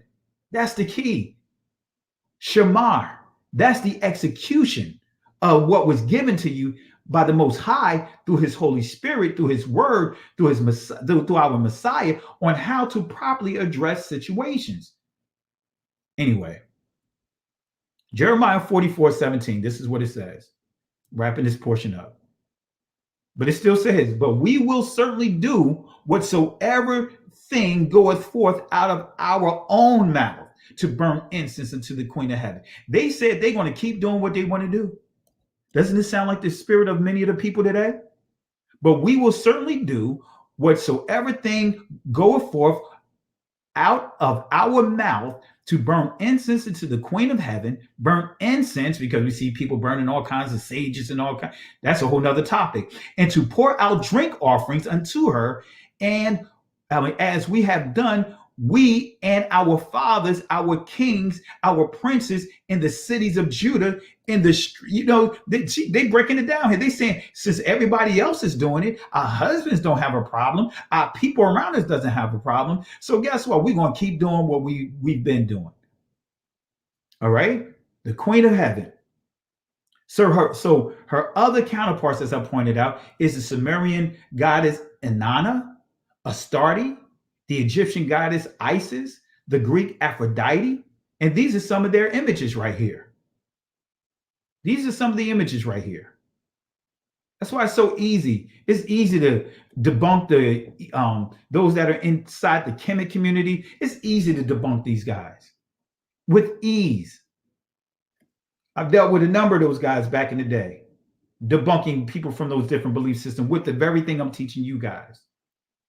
Anyway, so Kama Sutra, virality or viral behavior in women, right?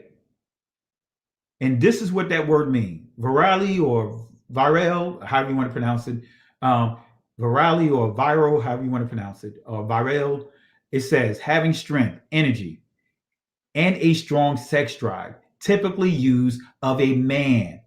So this is now getting into dominatrix, okay?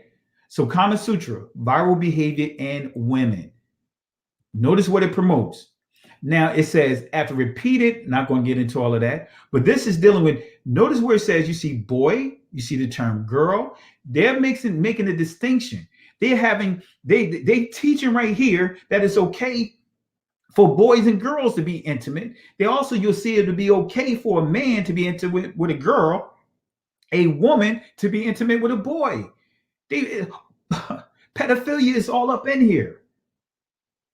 It says after repeated intercourse, incapable of recommencing, weary in all his members, his passion calmed, the boy no longer desires anything but rest. The girl behaving like a man. This is where we get into role playing, dominatrix. The girl behaving like a man. Let me say that again, so that way you guys understand. The girl behaving like a man. What? Right. The girl behaving like a man.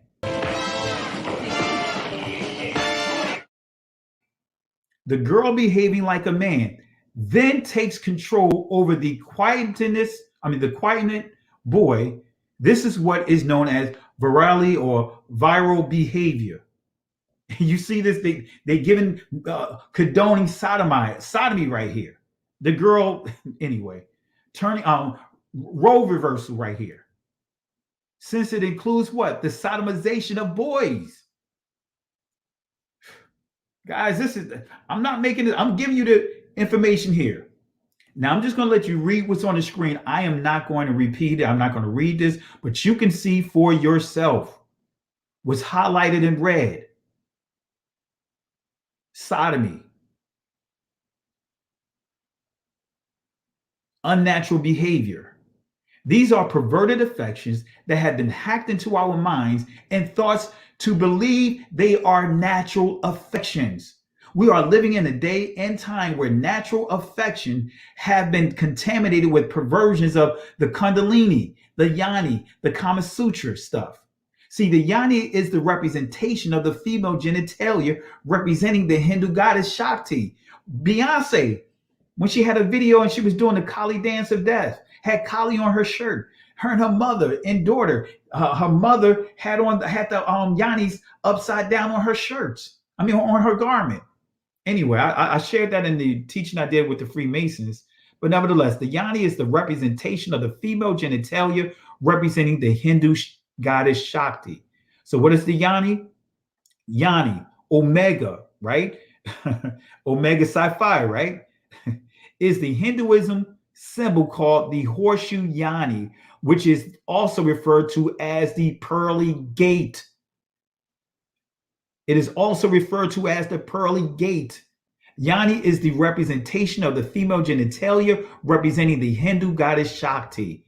And there is Shakti right there, one of the many images. So the symbol was also called the Great O or Am in Hindu temples. The Great Mother or woman, just as Phalega was the phallus. This phallic image was also called the Legamyani altar of India. And this is the copulation symbol of man and woman coming together, which is the hexagram that you see, the six-pointed star. So the genital focus of her divine energy, the yantra, was adored as a geometrical symbol. The ceremony of baptismal rebirth often involved being drawn through a giant Yanni. This is why I give proper clarity when the scriptures use the Greek word, the Alpha and Omega, that Yanni symbol. The Most High never said that he was an Alpha and Omega. The scriptures are not, that's not even a Hebrew school of thought. He says it simply means that he is the beginning, right? And actually, not just the beginning and the ending, actually, all the signs, because the first letter and the last letter forms the word sign. So in Revelation chapter 1, he's actually saying that he is the sign. Anyway, not trying to preach here. So the ceremony of baptismal rebirth often involved being drawn through a giant yanni. And there you have it right there. That is the passing through, right? The yanni, right? The baptismal, as we pointed out. So those underwent this ceremony were labeled twice born. And there you have the symbol. You see a lot of men and women making this symbol right here, right? Whether it's upside down like this or reverse, right? But this is the proper, when you see delta, right? When you see the deltas, they're referring to the worship of what? The female reproductive organ, like the deltas, the sorority, right? The deltas. And these are the different variations of the yanni, but it's referring to the female reproductive organ. And you also see the yanni, the ligam yanni. This is the ligam yanni right here, represents both the male and female body part coming together. But notice you see this. This is Star Wars, the Millennium Fighter. You see the yanni right there. So I'm just showing you like examples of the influence of this perversion all around us. So I'm going to close out with a couple more slides, and then we'll open it up real quick if anyone wants to jump in. But I know I gave you guys a lot of information, so I'm going to have to break this up into two. But nevertheless, phallic worship is the core of Hinduism. Let me say that again. Phallic worship is the core of Hinduism. This is just to give you an example, right?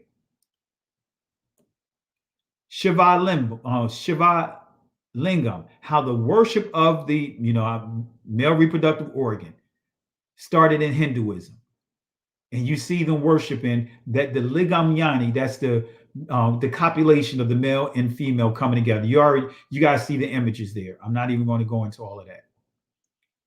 Another article: do Hindus worship? As you see, do Hindus worship the phallus? All right, let's go to another article. A brief history of phallic worship. And we see it here again. Hindu mythology holds that when Shiva, the goddess of destruction and change, was killed, the goddess Kali ripped, and you get the gist of it. I'm not going to get into all of this. This is what called the Kali dance of death. All right.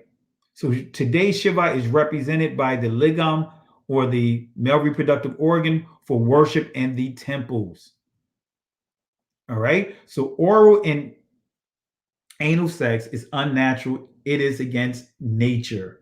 Many believe and teach that there's nothing wrong with spicing up your marriage with the usage of sex toys. We're going to stop with this right here, this final thought. Many believe and teach that there's nothing wrong with spicing up your marriage with the use of sex toys. Well, let me show you a sex toy here that many of you guys may not be familiar with. Right? Let me show you here. Let me show you this here. And we're going to close out with this, the story of Horus.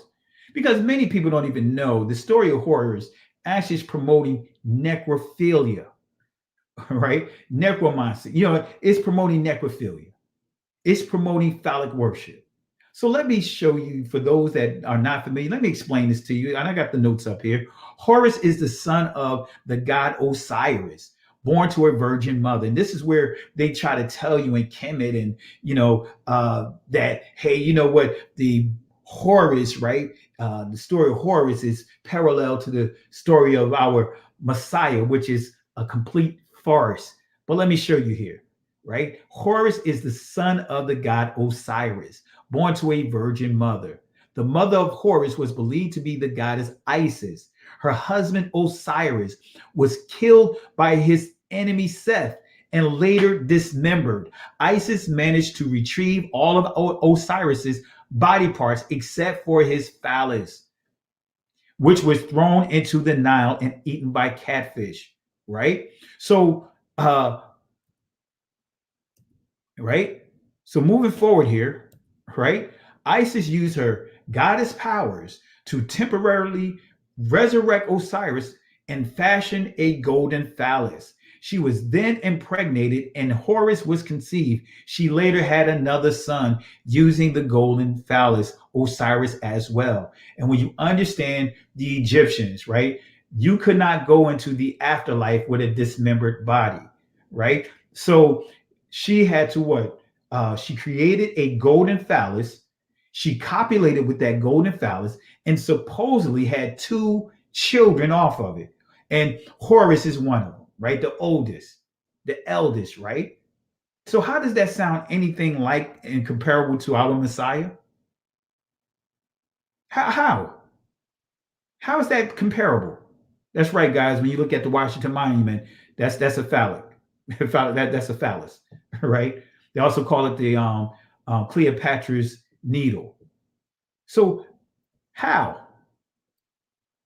How is Osiris is comparable? The story of Osiris is comparable. Actually, the story of Osiris is more comparable to Tammuz, the Sumerian story, right? So the story of Horus is nothing more than phallic worship. Isis created a golden phallus in which today would be called a sex toy, right? The story of Horus promotes necrophilia. Bottom line, and this is what necrophilia means: sexual intercourse with or attraction towards a corpse, right? So that's all it is. And we're going to stop right here. I'm going to call it a break right here because it's more, and we'll do part two next week on our Truth Talk, and I'll show you more. I'll give you sources that completely obliterates this stuff that these Kemet guys are pushing on our people. And I'm not trying to put down the ancient Egyptians, but guess what? That's whatever's in their culture doesn't mean that it's for every culture. This is why the Israelites separated themselves from the Egyptian culture, separated themselves from the Babylonian culture. Unfortunately, they kept trying to go back to these cultures, going back to these what they would call it sacred prostitution or temple prostitution. They was trying to go anyway, not getting into all of that. But we're going to stop right here, guys, and I'm going to open up. I'm going to put some the invite in the messenger. Sister, if you're still there, I'm not sure if you are. Here's the link in the chat. All right. And Jay Highstyle, and if you guys want to jump in real quick before we wrap up, feel free to do so. Again, we just did an extensive lesson walking you through what it means to what natural affection, unnatural affection means. All right. And I'm just giving you nothing but the truth. I'm not here trying to cater to anyone. I just want to give you guys the truth. All right. So because we're living in a day and time that we need to really be aware of what's going on. We need to get some three pieces to these doctrines that are out there. Matter of fact, let me give it a couple of more punches here.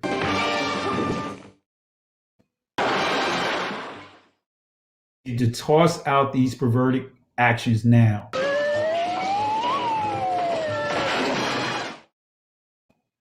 All right. So let me give it one more three piece. All right. I'm going to bring my buddy in, Jay Highstyle. Jay, how's it going, Jay Highstyle? How you doing, buddy?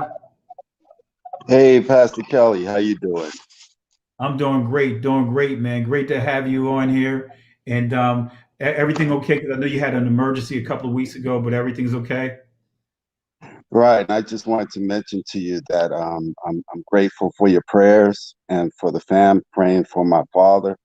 He's doing a lot better, and all praises to the Most High, for real. Amen. I really appreciate you, my brother. Doctor, anything that I taught today that you saw in this lesson that you want to kind of touch on, or anything you want to share with the people? Because I know I give a lot of information, and it can be sensitive to some. But any thoughts that you want to share? You're right on point with everything, Pastor. The perversion is great is great. We're facing great perversion today. And one thing that really sticks out in my mind about perversion in today's world is this fact that they have this gay Bible out right now, and it's like, really, how can you put that to your daily walk with God? It's ridiculous. It just doesn't make any kind of sense. And people really have to wake up. And most of all, like I mentioned in the chat, we have to study to show ourselves approved, not unto man, but unto the Most High. That and only that will allow us to walk truthfully in that straight and narrow path. All other paths are on that broad road, and it's just really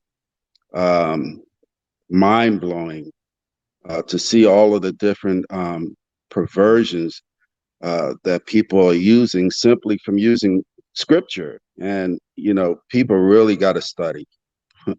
Fam, we really got to study that word. Because there are people out there that will lead you astray and lead you into darkness instead of into God's marvelous light. Absolutely, absolutely. You hit it on the nail, doctor, and that's the whole goal, even with this teaching. Believe it or not, I did this teaching about 5 years ago, and Facebook took it down. They deleted it without me knowing that they deleted it. So, some people that have that I've taught this to, I've had pastors, they know what I've just taught or learned a lot from it, but decided that they want to stay where they are. Decided that if they invite me in to speak, you literally give me a whole list of things that they don't want me to talk about. Yeah, well, Pastor, all you can do is continue to preach and teach the truth. It's true that we stand as watchmen, but if we tell them the truth and they don't adhere to it, then the blood is no longer on our hands, it's on their hands. And, all we can do is pray for them, that the Spirit of God takes a hold of their lives and teaches them and, coerces them into traveling the straight and narrow road. Absolutely. So all we can do is do our job. That's it. It's up to them to want to make a change and turn from that reprobate mind. Absolutely. You hit it right on the nail. And so I just, like the Messiah told his disciples, brush off the dust and just go to the next house that'll receive you. That's right. Absolutely. So I take that literally as an example on how to keep it moving, basically. Mm-hmm. And it's unfortunate. That's one thing we had to do with the UA community, because they just weren't getting it. They really weren't. And so all we can do now is just hopefully pray for them, and hopefully that they'll come to the knowledge and the truth and turn from whatever road they're traveling. Yeah. And as you pointed out, the key is if we continue. I mean, we know we're Israelites, and we know that we have to be the light unto all.